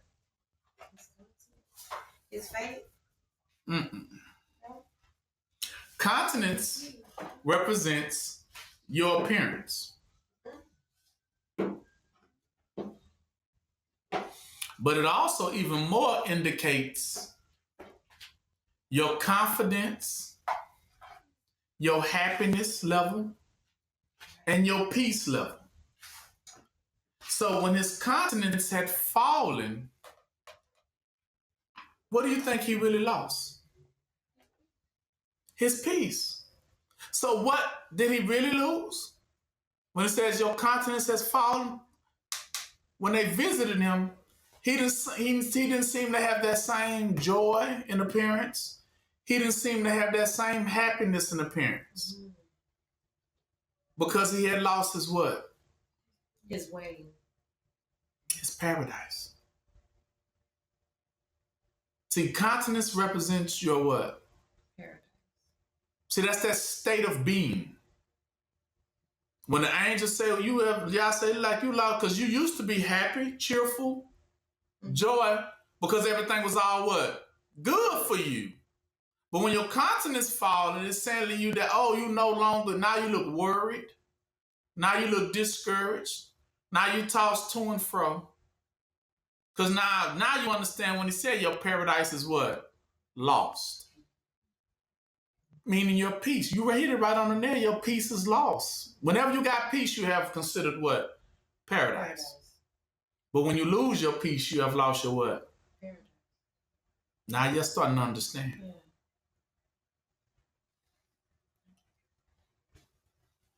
6. And the Lord said unto Cain, why art thou wroth? And why is your countenance what? Fallen. And if thou doest well, see, shall not thou be accepted? And if thou doest not well, though, what happened? Sin lieth at the what? Uh-oh. What is sin? Pandemonium. And he says, and unto thee shall be his desire, and thou shalt rule over him. See, you were supposed to, when you got paradise, you're supposed to rule over what? Pandemonium. See, but when your continents fall, pandemonium desires to what? Rule over you.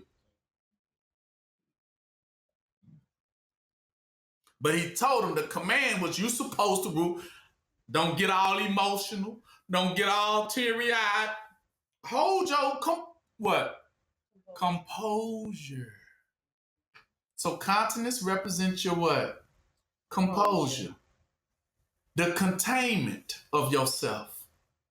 Referring to your discipline. See, when you in a state of paradise, that stuff doesn't what?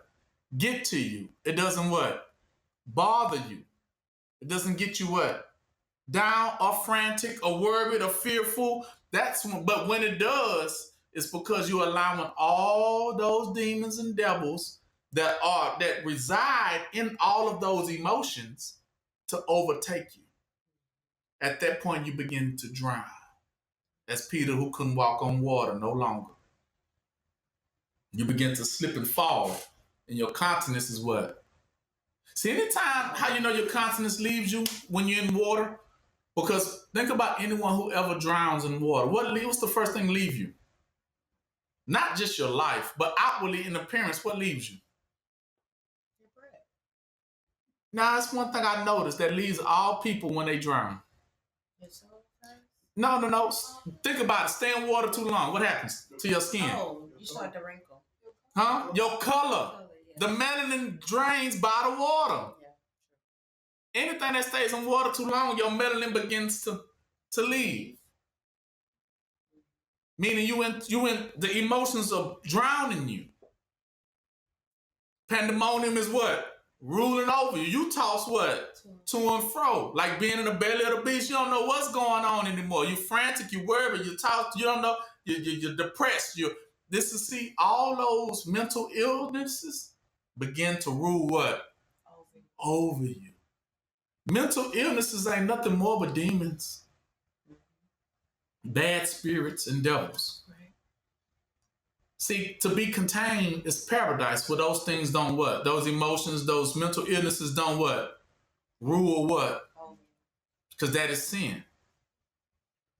Man always supposed to be in his right state of what?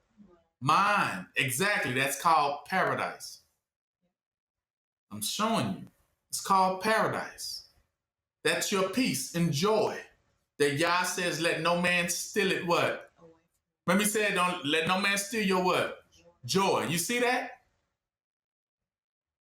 You're not supposed to let people steal your what? Because that's your what? Your paradise. See, that's that point when you in the garden and everything is all good. You in that field and ain't nobody there. It's just you and you just well contained.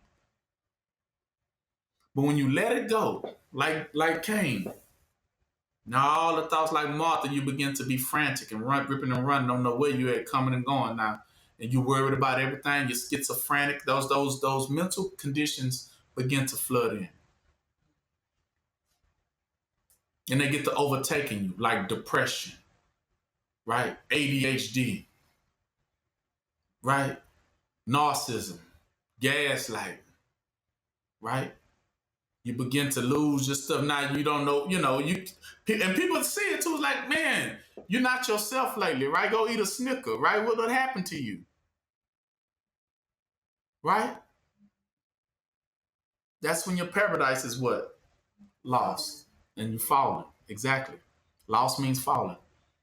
Meaning, like spilt milk, everything begins to run out of you like a container. Like this jar right here, this thing is filled with the water, right? It's perfect. It's a perfect example of how the water is on the inside and not what? See, when you drown in it, that means you done lost your what? You see, everything that's supposed to be contained on the inside runs out, and then it covers what? The bottle, doesn't it? And now the bottle is swimming and stuff. It's supposed to be contained where? Inside of you. So it's supposed to be contained. That's what he was telling Cain. Why is your countenance what? And you about to allow sin to rule what? Oh, see, that was those mental conditions. Which is going to make you what? Suspicion kicks in. Paranoia kicks in. This is the stuff that will make you murder somebody. And then you wake up and say, what have I done? Those mental conditions got you, which were what? Who controls mental illnesses? The devil. Devils and demons. Each one of those little demons are actually attached to it according to the wisdom of, not according to the wisdom of Solomon, but one of Solomon's books is he teaches you about how the demons will confess that they controlled those mental illnesses. That they control them. These men, well, according to anger or if it's fear, we control those things. And when we get into you, like he said, one of them says, I come out in the summertime when it's the hottest, and then I like to get in people and cause a lot of people to what? Because when they get in the summer and hot, people start what? Fighting. He says, I'm the one who does that. I'm the one who does that. See, I control the mental conditions of a lot of these people. See, when I get into you, that's it. I flood you out with them emotions and it runs rampant. That's called what? Panda what? So when you see it in your environments, whenever you are somewhere, you seeing all these people with all these different emotions running around you, flooding you. I used to tell them, I said, boy, y'all act like a bunch of sicknesses. I point them out. I say, one coworker, you look like diarrhea. You look like constipation. You, because that's how they make you feel, right? When they get around you, they bring their little vibe to you, and then you feeling that vibe, right? It's like a deposit, ain't it? A transfer of what? Spirit, ain't it? Because that's pandemonium. They be trying to transfer them spirits what? To you. But you got to know to keep your what? Paradise. And not allow them to come in and shake you, wave you in any shape, form, or fashion. Sometimes they be so frantic, they want you to get frantic. Remember how Yahushua was on the boat? And it was got the shaking and waving, all the people going frantically crazy, and they get to him, he just sleep on the pillow. And they're like, why you just ain't frantic like us? And he just rebuked it. Because he considered the mental condition, he put it in the what? In the water, didn't he, when he rebuked it? Right? He told the wind and the water, calm down. And it did. And they looked at him out, well, you control, meaning you control mental illnesses? You control sicknesses? Watch this here.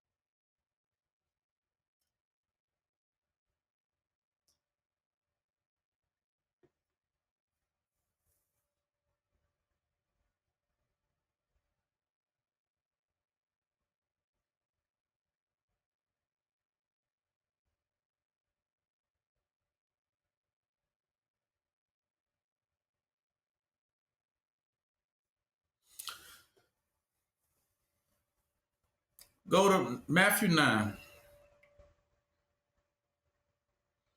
verse 5 and 6.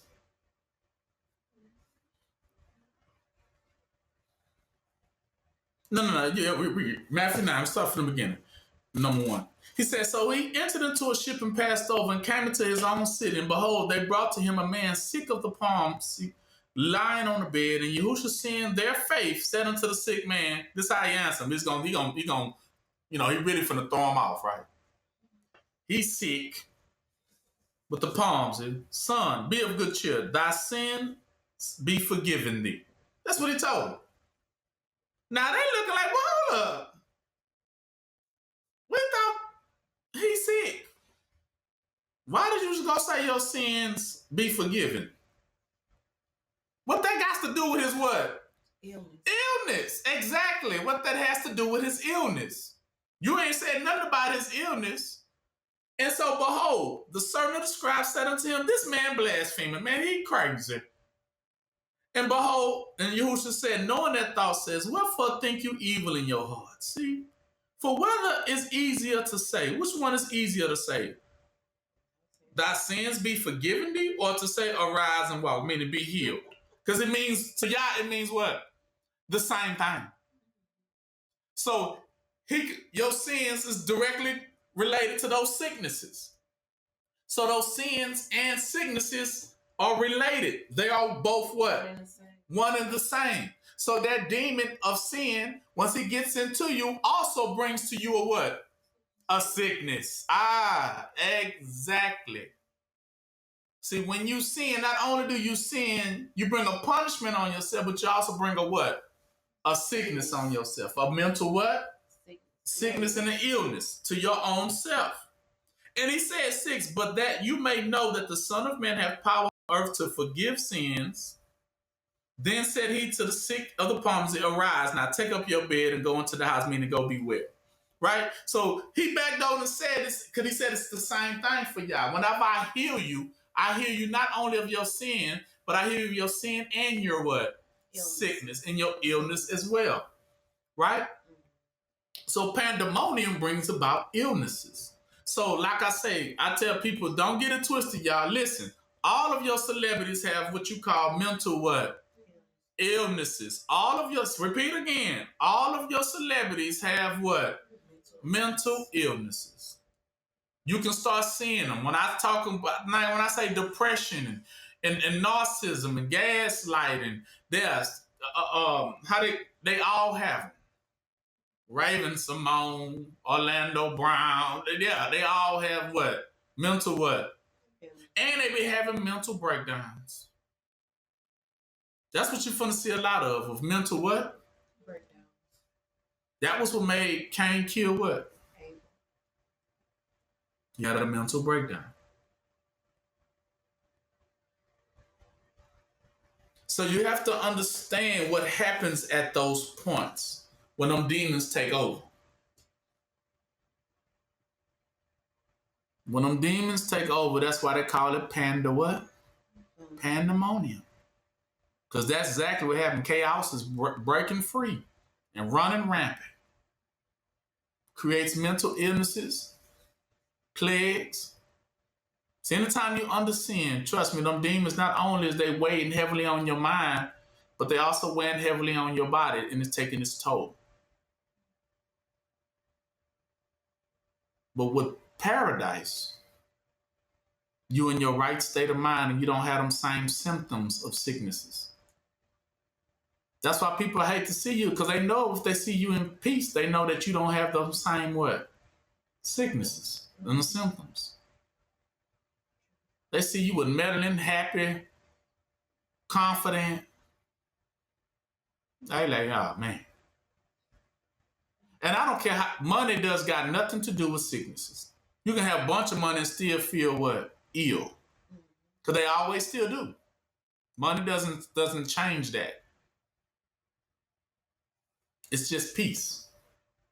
Peace don't cost what? A thing. Because you only can get it from where? Yahushua and Yah, right? Yeah, that's the only way. You got to get it from the source. That's why he say, I am the way into what? Paradise. You get it now? You can't, that's what he said, but the world don't have it. They don't have it. And they begin to persecute, they begin to get mad. That's what he said. Listen here, I'm gonna go to this one.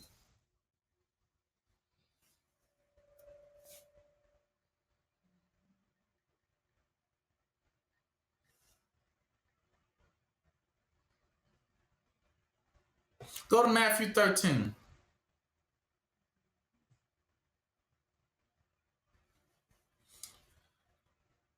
And go to 20. He said, but he that received the seed into stony place, see, that's the word that goes into that place, the same as he that heareth the word and anon with joy receive it. Yet he has no what in himself? That's that paradise from the beginning. That's what I mean. A root represents the beginning. But endure for a while. But when what? Tribulations and persecutions arise, because of the word, by and by he is what? Offended. He can't take it no more. See, that's when mental illness kicking in. And so now he said, the minute they begin to come at him, he loses everything. Gives up, tosses in the towel, and the sicknesses take over, and he's done. I can't take it no more. That's first thing they're going to say.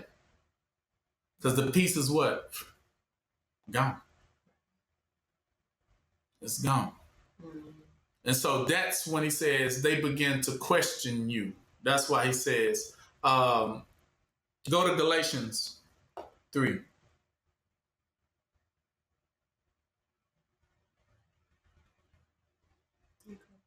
I'm good.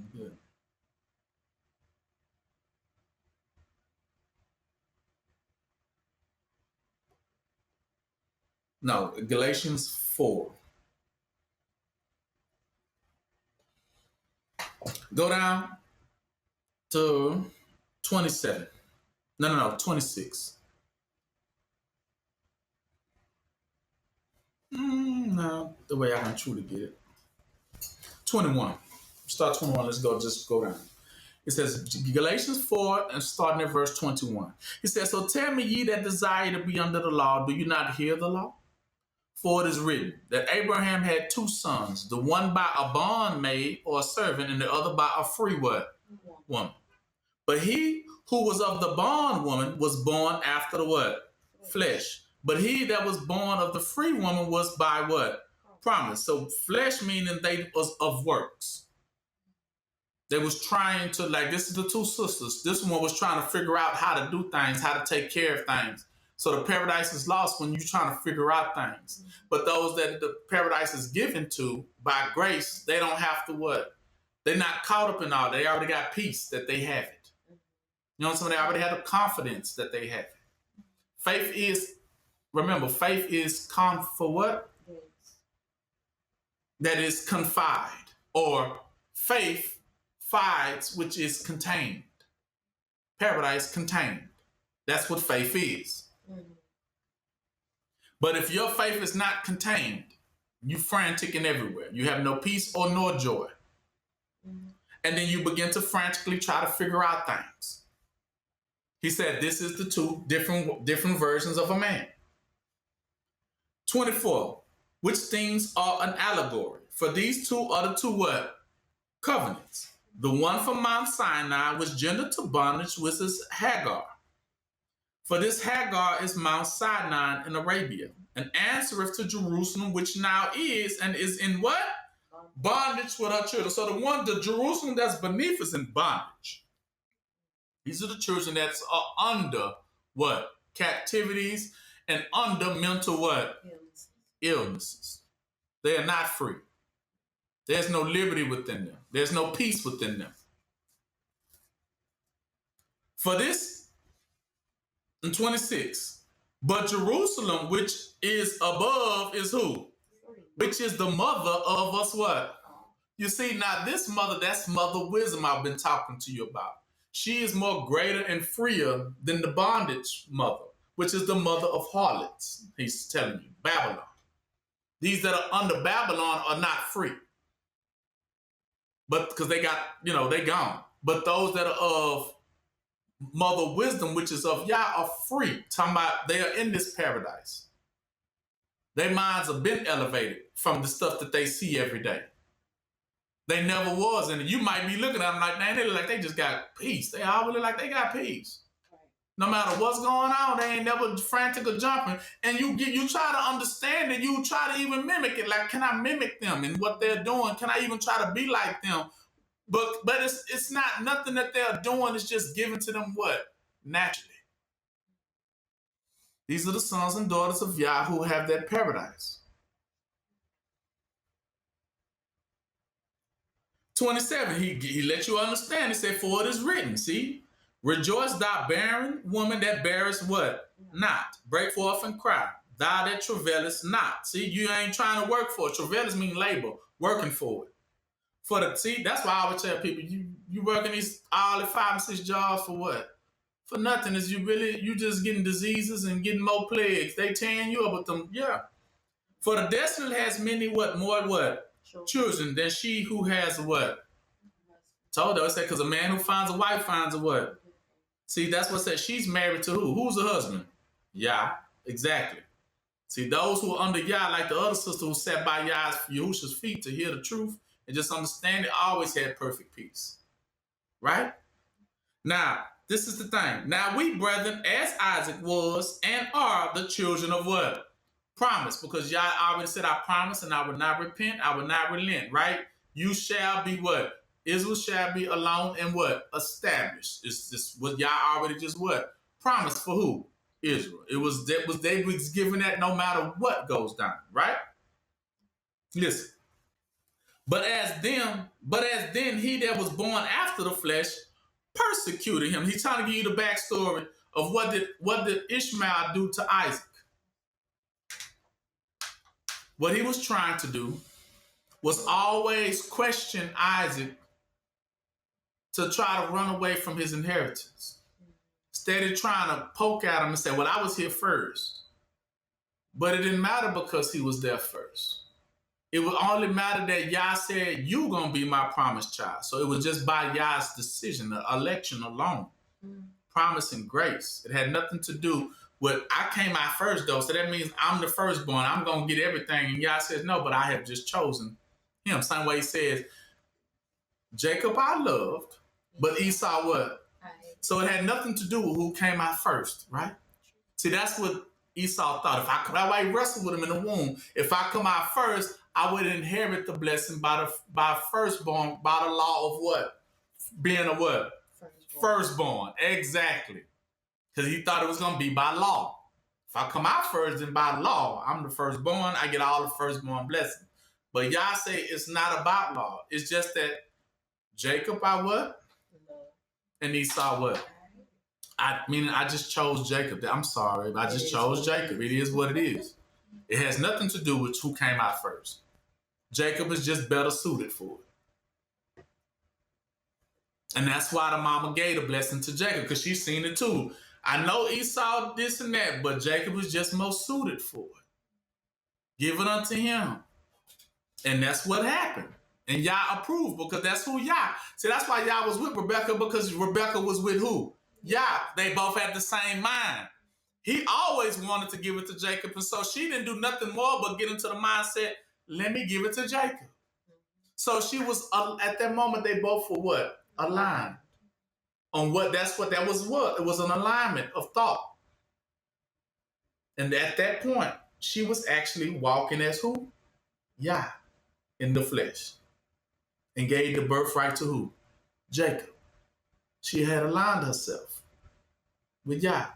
Because that's what Yah said, girl, that was exactly what I was thinking. And you did. Thank you. And that's why I say that moment is what solidified her in the heavens to represent a woman of what? Righteousness. See, when the time you align with Yah on the same mind frame, then you align, and therefore you can have not only the blessedness to be called a righteous child of Yah, but now, did she ever feel bad for that decision she made? No. Never had to. She had perfect peace in it, perfect joy in it, and it had her paradise because of it. Because she aligned herself with the will of Yah. That was what Yah was going to do always. That's why he said Israel ain't never gonna be what? Cursed and what? Thrown off and forgotten. See, Esau thought he was gonna steal the blessing and Jacob, get up out of here, you gonna be cursed. But it flipped. No, Jacob, he said, because I've already promised that I was gonna bless who? Jacob. I never said I was gonna bless Esau. No matter what Esau did with all the wrestling to try to get himself in position for it, it still didn't matter with Yah. That's what I mean. I would not repent. I would not relent. I made a promise, and that's just what I'm going to do. I'm going to keep my word. So that's what Yah is to us. That's what love represents, to keep your what? Promise. So that's what he said. That's the second commandment. He said, love Yah with all your mind, body, and soul. And then number 2, what? To love your neighbor, because that's by what? Promise. That they was going to be loved and they was going to be never forsaken or never what? Alone. So if you align with Yah with that same will for them, then you already know Yah ain't going to abandon them, so why should I? See what I'm saying? You have to have that understanding. Yeah. No matter what goes on, Yah is not going to what? Abandon them. So you, as Israel too, you got to know that. Stick what? Stick together. Exactly. That's what Yah's been telling you. I will not abandon Israel, so therefore, why are you abandoning them? That's what Moses understood. When he was in Pharaoh's house, he was like, yeah, look, it's nice in here. Israel out there struggling though. Same way the coon should look at it, like, but my people out there in the field struggling. Why am I sitting up in this, right? When they out there and having the same thought came to mind. Yah ain't going to abandon Israel. But they just offered me $1 million to abandon them, to turn on them. Decisions. But should it be a decision? No. You should already know what to do. Yah ain't going to abandon Israel, so I better not what? I'm going to go out there with them then. No, I'm going to go with them. Whatever falls upon them, that's what Moses said. Whatever falls upon them, falls upon what? Me. That's what he said. That's why he was willing to go with them to the point where Pharaoh chased them down. He knew if they caught them, he was catching what? Moses too. He knew, suffer the same fate. You get them, you're going to get me what? Too. I'm not going to slide to the side and say, okay, go ahead. That's the same thing Yahushua did with the adulterous woman. Didn't he stand up for her? If you stone her, then what? Stone me too. But I'm not, no matter what, because I have already promised, I have already committed, I have already married Israel. So I would never leave, nor what? That's the mindset you better have towards Israel. I'm telling you. No matter what. I don't care what temptation the devil's offered. That's what the temptation of Yahushua was. When the devil came to him telling him to abandon Israel, he said, I give you the kingdom. I give you this. I give you that. And he said, no deal. Yah told me when I came down here on earth as a son of Yah to do what to Israel? Bless them. And that's sure enough what I came here to what? To do. Being that I am the face of who? Yah. I am the stamp of approval for Israel. That Yah did not leave them nor what? That's why he said, for God so loved the world of Israel that he gave his what? Only, but see, he said, I will give you everything that I have. Not only did Yah give you everything that Yah got for Israel, he gave his only what? Meaning he went deep, didn't he? See, you would think that Yah would withhold some good things back. Okay, I give you this, but you ain't finna get that. He said he gave his only what? He offered up his only son, which is his what? Future. And willing to give his future for the future of who? Israel. He didn't hold back what? Nothing. Because he went deep. That's when they say deep meaning your loins. Oh, you went deep to grab that out of there. All the way in your drawers to pull that out. Right? You went deep. That's your future. You didn't give us one of your sons. Right? That's your future. You banked your future on Israel, and Yah says, yes, I not do it again. Because I will not repent, what? Nor relent that Israel gonna be what? Saved. Exactly. And I will never leave, no matter how bad it gets for them, or no matter how stubborn, no matter how stiff-necked, I will not what? Forsake them. Israel, and I'll turn my back on them. Israel's going to be saved. They're going to make it through. So you best to have that same mindset when you commit to them. Once you marry unto them, like Moses did, you better be committed. They gonna look. How many times they turned on Moses? Many. But Moses always still was praying for them until the moment he didn't, and that's what got him in what? Trouble. And even then, did he spare Moses or them? He spared Israel. And Moses, you got to go. I'm sorry, you're good, but you ain't that good. Not for the sake of what? Israel. See, that's what he mean. Yah would have given everything towards it. And he ain't gonna spare nothing towards it. So everything, that's why I even say, man, y'all blessed to have good people that comes to Israel and willing to bless their game. Because that's how you know Israel is blessed. Because Yah gives you good people. That's why Yahushua represented good people. Land flowing with milk and what? Honey. You get a blessed teacher like that to come to y'all to show you the way. Y'all truly are blessed. Right? Because he didn't send no devil to teach you. Because he could have. And we would have all surely what? Perished on listening to that one's instructions. But he gave us a way to still make it by giving us his only what? To give us the correct directions and chastisement and corrections that we needed to make sure we what? Make it. That's what it meant for y'all. That's what it meant. I given them my love. This is what a parents represent. If you want to write this down, you can always understand why she's wisdom and why he Yah. Your heavenly parents represent this perfect balance of these two things. A woman represents love and care, doesn't she? She represents the love and the care, meaning to be very, what does care mean? To be very thoughtful, be very mindful, right, of her child. Like, I got to really put some thought into this. Okay, they're going to school today. What are they going to what? Need to get through, not just get there, but also to make it what? Back home. So she's thinking all the way through, not from just 8 o'clock in the morning to all the way to what? To 3 o'clock too, like till they get home. I'm very thoughtful and mindful of their future. That's what a woman brings. That's what's that woman of wisdom. She thinks of what? Ahead. That's care. And man, Yah, the father, brings the strength of that. So male has the what? The strength. And woman has the what? The love and care, right? The thoughtfulness. You need both. Because that strength is that peace. That joy is that what? That love and caringness. You see that? Why you have to have both? Peace and what? Joy. Because it's complete thoughtfulness. But the strength is peace. That's what keeps you stable, right?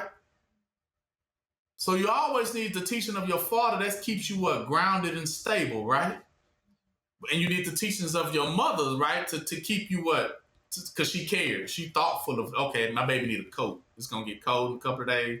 She going to need a coat. You know what I mean? It's going to be cold. She need mittens too. Oh, yeah, she going to need a beanie, right? She's going to need some big old high socks.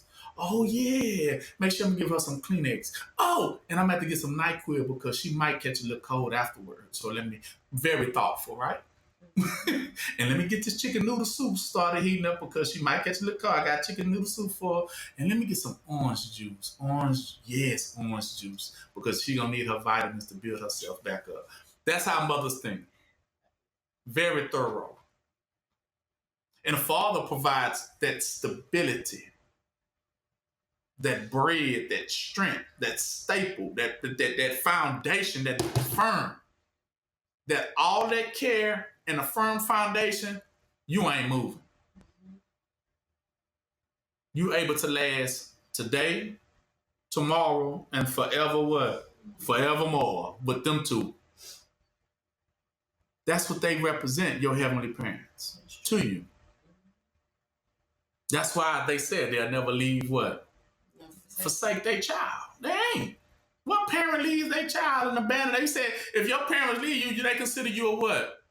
A bastard. See, exactly. Meaning one that they don't pay no attention to, they don't check on, they don't worry about. They just let you do whatever you want to do. So that's how you know that you got a good set of heavenly parents, is because they do check on you. And so when they see you about to make a mistake, they're gonna be the first ones to say, because that means they what? They care. When they don't care, they see you about to make that mistake, they let you do it. Because you know what they thinking? Good. Because I know what's going to happen. If they play with fire, they going to get what? And I prefer them to get what? That's why they don't intervene. So that you can burn out. Then they can say, oh, that child did. Oh, well. That's what they doing to Esau. They would say Esau I hated, meaning I allowed Esau to take a road to what? Destruction. And I ain't even going to stop it. That's how you know your heavenly parents care. Because when we on the road to destruction, what did y'all do? Intervene. What are you doing?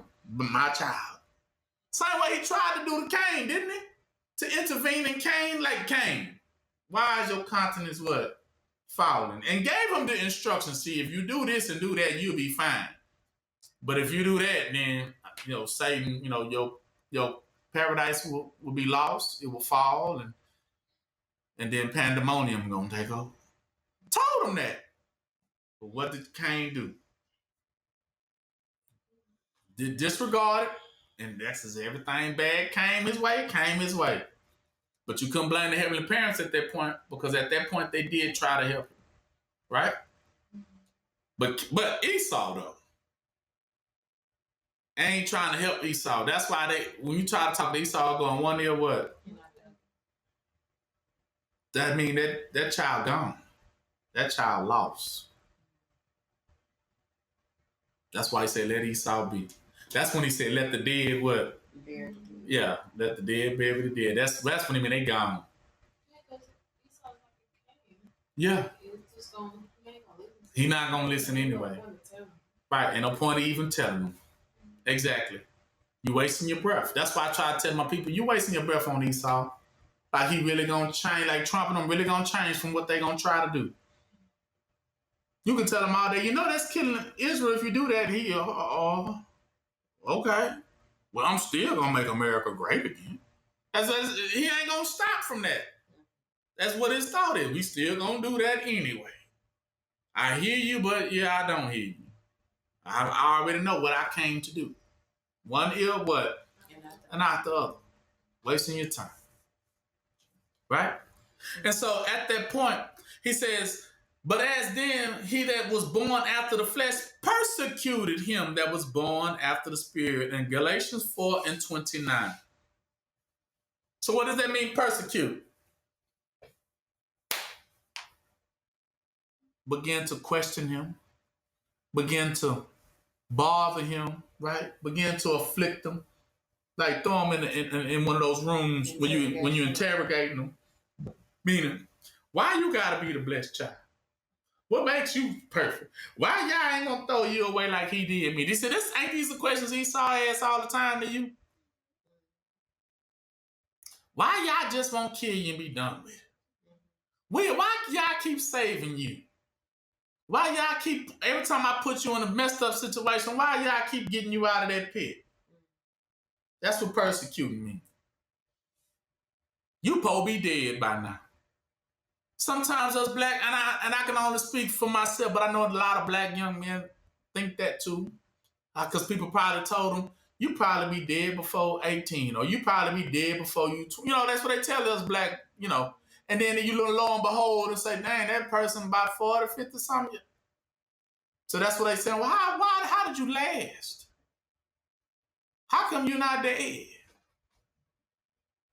You should have been gone, because we surely try to create that. Yes. We know what we tried to do, sabotage you every which way. How is it? You still standing?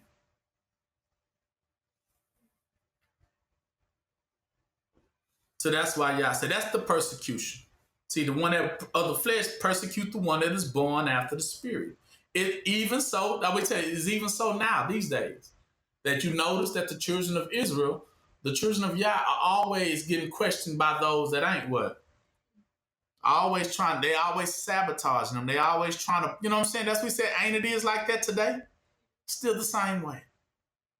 That's how you know the difference between who's who. Right, steady trying to get you off track. And he said, because if we all the same, and if we all going to heaven, then why you worried what? About me. Why you always asking where's? You shouldn't have to worry. Right, if we all going to the same place, if we all good with Yah, and if we all blessed with Yah, and yeah, then why are you so worried about what the condition is with me? I used to ask this question all the time. I tell people, I say, y'all never thought about this question right here? Rich and blessed and highly favored. Why are you worried about little poor me? Because I know if I'm rich, blessed, and highly favored, I ain't worried about, I got too much on my plate. I got so much going on. You have no worries. I ain't got no worries. But you ever notice, no matter how rich these people get, they still worried about that nigga right there? Why you worried about he's no threat. He ain't got nothing. He ain't got jack, but yet you still mindful. You still worried about just even a little crumb that might fall their way. Oh, no, somebody gave him a crumb. Why y'all helping him? Why y'all helping her? But you could have it all, but still cutting your eye. Trying to worry about what they finna to get. But you could have it all. And that's what I noticed. That's how you begin to understand what he means right here about why do the sons persecute the ones that's born of the spirit? Meaning if you already made life jacked up for them. But that ain't enough, right? You already rich in the mansion. But that ain't enough, right? You still thinking in your heart, what else can you do to that person? Because, the devil will never quit. Because the devil in his heart, it ain't enough that you don't have nothing. That ain't the goal for the devil. What's the goal for the devil if you figured it out by now? To convert you. Convert you. That exactly. The devil ain't giving up until he what? Converts you. And it ain't about the money. It ain't about that I can be rich as the world, but I'm still worried if you have been converted because that's what they fear. Because they know the life that they live in don't truly what? Exist. Unless you are what? A part of it. So that's how you know money and all this stuff don't mean anything. Because you can not have nothing. You can be zero account in your bank account. And these folks still, but that's not, are they with us? Or yay or nay? And they say, well, nah, they still just doing them. That's not good enough. No. We need to tighten up even more. See, they never satisfied. The devil will never be satisfied until all Israel is what? Dead. Or converted. Which is the same. They ain't gonna settle for you ain't got nothing. They don't care. How you know it? Because David. Remember how King David, that was his one sin. Everybody asked, what was David's sin? Everybody like David, King David. But David did have one sin. It's because remember David being king with many wives and everything? Huh? It was a sin because he seen that one little man with his one little wife minding his own business. And David, he just had to have what that man Got had him to, killed. and got him killed and took his wife. And the prophet had to convict him. Like, David, come on now. That man only had one little, he could call the wife. He said he only had one little sheep. And look at you. You got a whole farm, a whole ranch. This man only had one little sheep. And you just had to take that from him. And you take and killed him too. Greed. Power. That was David's sin. And David was convicted. He repented like, man, you know what? I was wrong. That was a devil in me. That was wrong to even look at that man like that. He already was down and out. What more could he possibly do? What could I possibly more do unto him that I hadn't already done? Like Job, right? Devil like, dang, Job, you took everything from Job, but yet that ain't enough, right? Job's sitting in the misery of himself, and you had to go send a couple of more people to still try to convert him, even at his lowest point. He at his lowest, hanging, sitting on the ground, shaking with balls on him. And he looking, dogs licking on him. And he still sends somebody to come over there and say, nah, you want to turn? Bro, let that man be. He ain't got nothing, But that's how the devil is. That ain't his desire.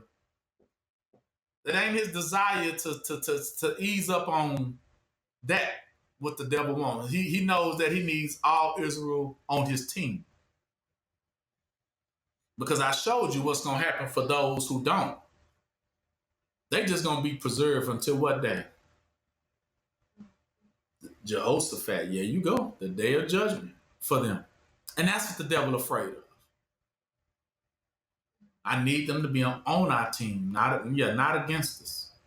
Even poor and against, the devil know he got a problem.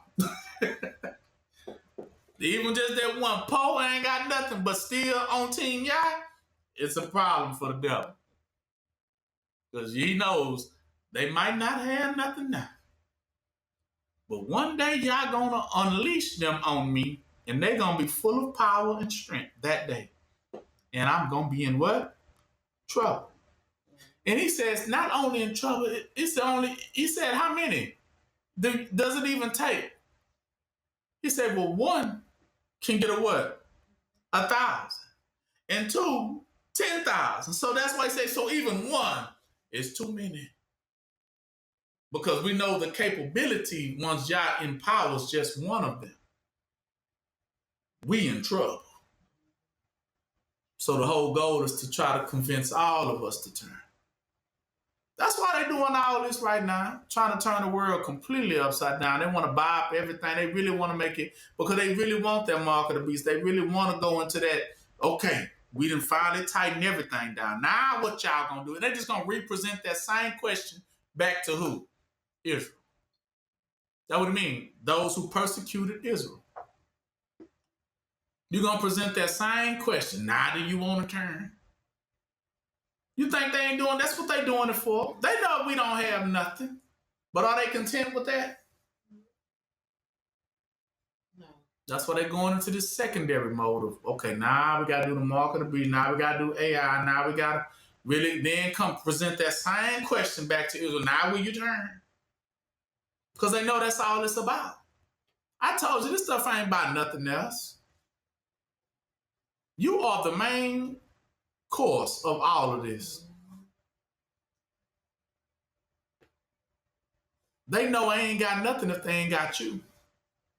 Well, a person told me, I heard this, that the devil ain't got no blessing for you. You are the devil's what? Blessing. So he needs you on what? Team devil.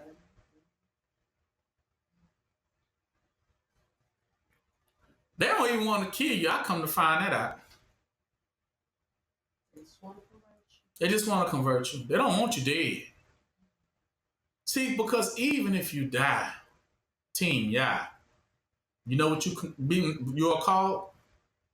A martyr. And if you die a martyr, you still on Team what? Yeah. And now it's solidified. It's solidified now that you left as Team Yah. And now they know they can't undo that one. Ain't no more converting they can do. And it's a wrap. They know you gonna have to be there. They know you coming back. See, that's why they don't want to kill you. They prefer rather to convert you than to kill you, because even if they kill you, they know you still die as team what? That's why Yahushua took it all the way to the grave. Like, nigga, I'm not gonna turn even if my life is on the line, because I know if I die, then I know at this point, let me tell you how it's taught to me. I might be under restraints as long as I live. But what restraint can you put upon me if I die? None.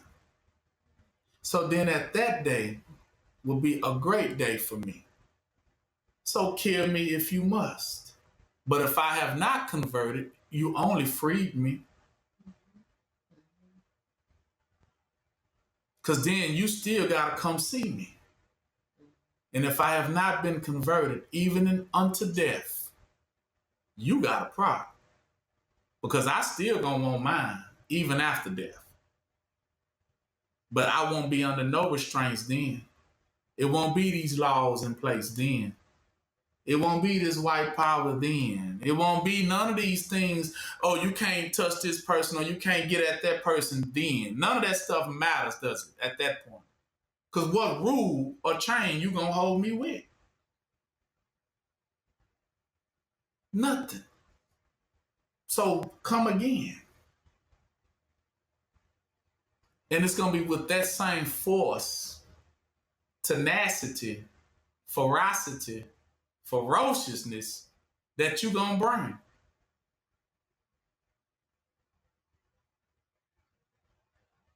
And so that's how it's taught. Death, that's what Paul used to say. It don't matter which way they want to turn it. They're going to be in trouble. He said, if you let me live, that's gain, because the children of Israel get blessed through me. But if you kill me, I'm only going to go to Yah and become something greater. That's why you should say, I go unto my Father. He's what? Greater what? Than I am. See, I'm only going to go to something greater that's just like me, and I'm like it, and it agrees with me, and I agree with it. Therefore, I will be empowered. That's why the grave couldn't hold what? Yahushua. Remember when they tried to crucify, put him in hell? Remember he let him right? He said, what chain can we put on him because he did not what? Join what? Us. What chain? But if anything, you tell me he coming this way, then they all, send him back. Because there's nothing, ain't no rules down here.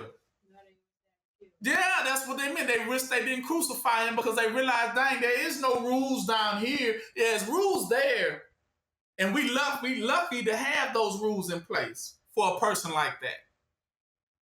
See, when they see you, they lucky to have those rules in place, and that's what they pray on. Like, thank you, we got these rules, because this one is a specimen.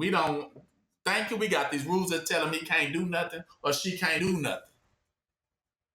They know they inferior, so they love the laws. But what happens when you go to the place where there is no what? So that's why they don't want to kill him. Like, if I crucify him, it's going to be a problem. Because we still, according to the law, we got to pay back. And he or she is allowed to get what? Payback. But now this payback comes with no restraints. That's why Yah says everything that was in the grave was what? Come back.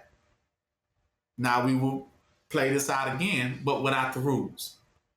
For all those who use the rule, I would say those who love laws, what happens when the laws are removed? Laws, nothing more but restraints. What happens when all your little rules are gone? Because there are people truly that don't fear you. And the only thing hold them in place is what? Laws. And without those laws, them same ones that still never had no fear, you're going to have a tough time. Because only thing keeps them that little inch off of you was just that little law say, don't be patient. until what? Sit here. Until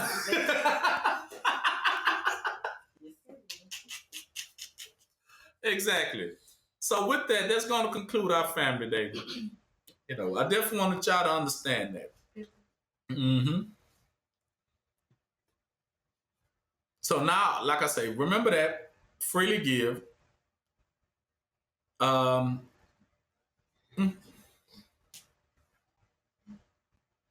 Remain stable.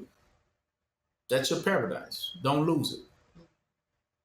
The faith, everything you've been taught, that's part of your paradise package. That's what keeps you at perfect peace. Not to have to worry, not to have to scramble about things. Yah's going to protect you. You just have to remember these things. But they will be found to be liars, right? Deep waters, I want to explain that to y'all, are considered forgetfulness. Remember how I said, if I forget? Mm-hmm. So the belly of the beast is to try to make you what? Forget. That's when that's the representation is when you fall into the water. Mm-hmm. And you begin, and the water covers you up. That is the state of what? Forgetfulness. And the more forgetfulness is, the more you go sink. Mm-hmm. You losing things. He said, I'm going to sift you like what? Meaning you forget this and you forget that. And the further you go into the bottom, it gets darker and darker and darker, meaning you get into a level of true forgetfulness. Mm-hmm. You're forgetting everything you were, everything you are. But to get back to the top of that water and get back to walking on water on a firm foundation is to remember who you were. And that's your paradise, when your foot is on that solid ground. You remember who you are. Remember he said that Jacob and his sons, they got thrown into the water and they kind of got back on those little boards. Mm-hmm. And they had to get themselves back to the island. And when they finally made it back to the island, who was standing there? They what? Daddy who? Jacob, remember? And they got their foot back on firm ground. They realized who they were. Once what? Were. But that water will make you forget. See, it's one thing after the next. That's what they toss to and fro, to the point you forget who you are. That's why it took you across the Atlantic slave trade and brought you here and changed your name. And you're no longer going to be Kuta Kinte. Your name going to be Toby. You're going to forget everything. You forget your language. You forget who you were, how you used to dress, how you used to be. But Yah says, then he sent Yahushua and said, Yah says what? Restore everything back to what? The way it once was. That means get your language back. Get your customs back. Get your ways back. Remember who you are. Retrieve those things. And once you gather all those things, contain it. And once you contain it, you sit on it because that's your what? Paradise. Meaning everything you ever lost, you had to what? Gather it what? Gather it back and contain it. Right? That's you. That's why they be saying little things like this that you understood what they meant when they said pandemonium. But also another one they used to say is Pandora's what? See, that was the thing. See, because it was a box. It contained you. But once you open it, you lost what? Exactly. It's to be contained. Paradise. Paradise is when you are contained, whether in life or what? Death. That's why Yahushua was walking so at peace, because he was well what? Contained. So even when it looked like he was struggling, he was always in a state of paradise. Like, I'm not tripping on none of this stuff. I know from whence I came, I know from where I am, and I know what I'm going back to. Right? And I know when I'm going to return again and tear some things up. So in all of that, I'm at perfect peace. I know what the fate gonna be for all of y'all, so I'm not worried at one bit, any point in my life, or whatever may come about. right? And you got to have that. But what is the most important thing he had to realize is what? Stay with who? Stay with Yah. And stay with who? In order to stay with Yah, you have to stay with what? Israel. Remember that. In order to truly stay with Yah, you have to stay with Israel. That means you cannot what? Stray. Leave nor what?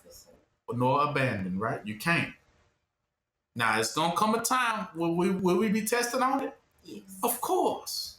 Because I wouldn't be telling it to you if it wasn't a test coming. But you better remember to make the right choice in that moment, okay? I don't care how it may look. Don't abandon what? Israel.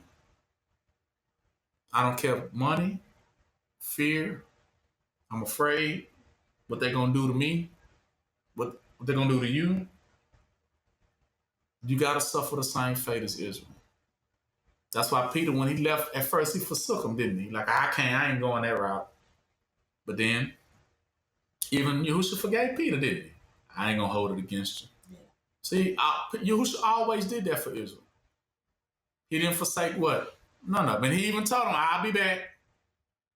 I'm going to give unto you what? The comforter, right? And I am in the comforter. I will be the comforter. That's why he said, man, it's going to come a point where a woman is going to compass a man. Talking about wisdom will provide a paradise for the children of what? Israel. She will compass them, meaning she will surround them with comforts that they don't have to worry. See, it's to remove you out of one womb and put you in an even bigger what? Same way a plant. When you're raising plants, you call it nurseries. And you raise your little baby plants in what you call little nurseries. And you put them in one little pot, right?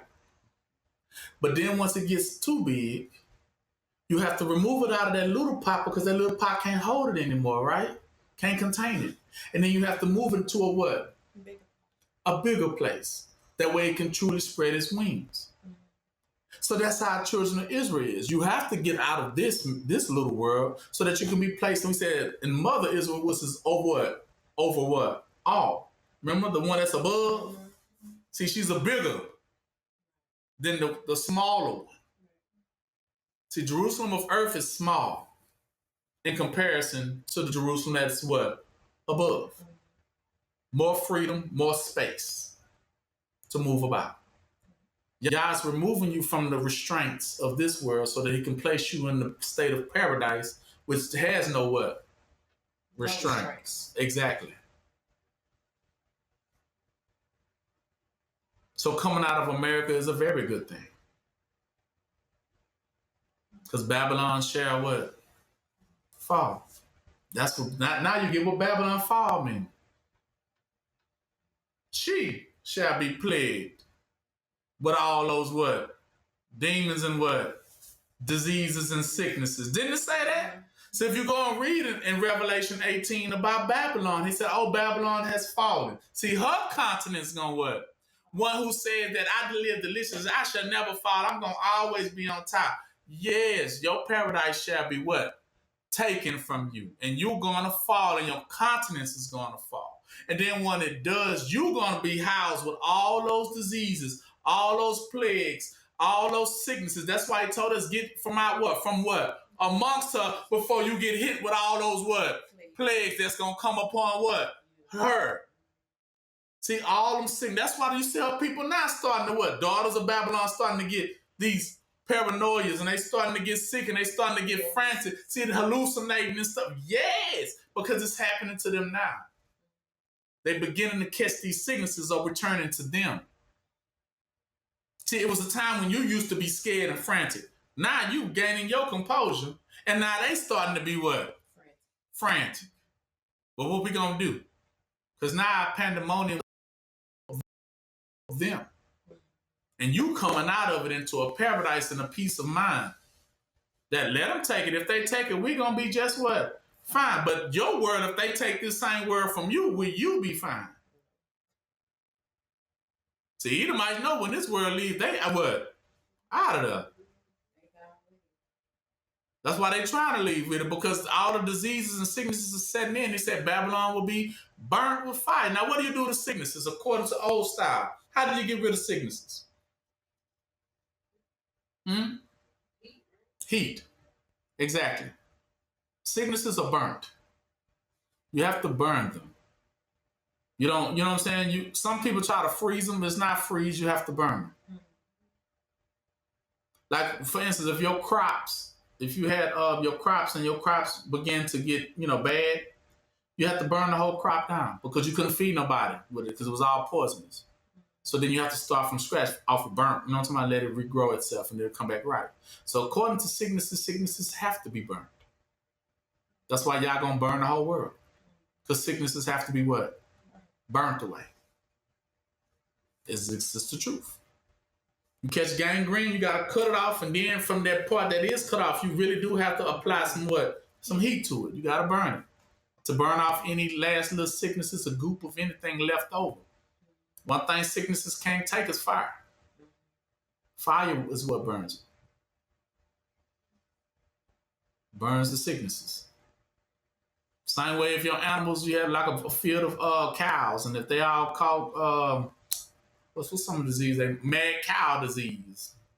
Only thing you can do to those cows, you can't bury them because it'll affect the ground. So same way with zombies, right? What do you do with zombies? You have to burn them. Get them all together, gather them, and what? Have them burned. That's what you do with sicknesses. And those days shall apply once again. All sicknesses shall be burnt. That's why the world will be led by fire this time around. To burn all what? Impurities. Didn't it say that?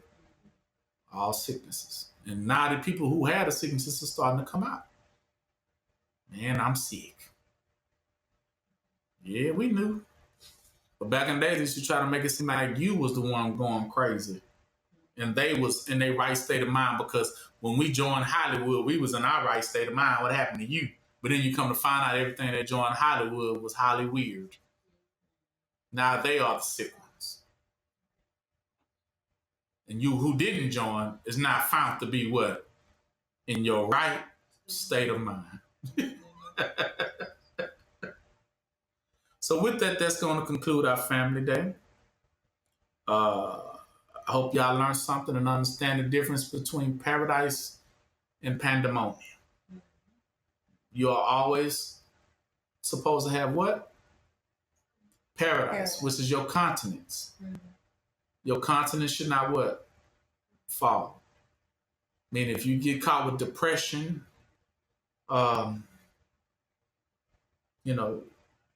ADHD, autism, Down syndrome. Yes, those are all plagues. And all the rest of them doctor names that they give them. Right? Those are symptoms. So don't get caught with those things, because then you truly have lost, your continence has truly have fallen at that point. You will notice the true ones of Israel are always in a right state of mind. That's the difference. You're going to start seeing how clearly it is between who's who. You're going to start seeing the wheat against the what? Tares. You're going to start seeing them. It's going to be clear cut. It's going to be clear cut. But if you join and sympathize with those over there, the Down syndromes in them, is because you ride along with it, because these diseases came out of places like Sodom and Gomorrah. That's why them sicknesses are there. What is a serial killer? Is he not sick? Right? What is a rapist? Is he not what? Sure. Think about it, a child molester, right? Sodomizer, what are they? But now, ain't they sick? Mm-hmm. Like the Joker, right? So we understand that. We're not promoting jokers in places like that. No, Gotham City, Sin City. No, we don't. People sick. Highly weird. Right? We ain't fooling with them. Okay? Keep your continence up. Stay cheerful because you have a good confidence. You know everything's gonna be fine. Keep your peace and what? Joy. Okay? Everything will be fine. And if you do mess up, pray. Ask for what? Forgiveness. And get your butt back up. Repent of it and get back up, right? Get back to paradise. Okay? All right. So with that, that's going to conclude our family day.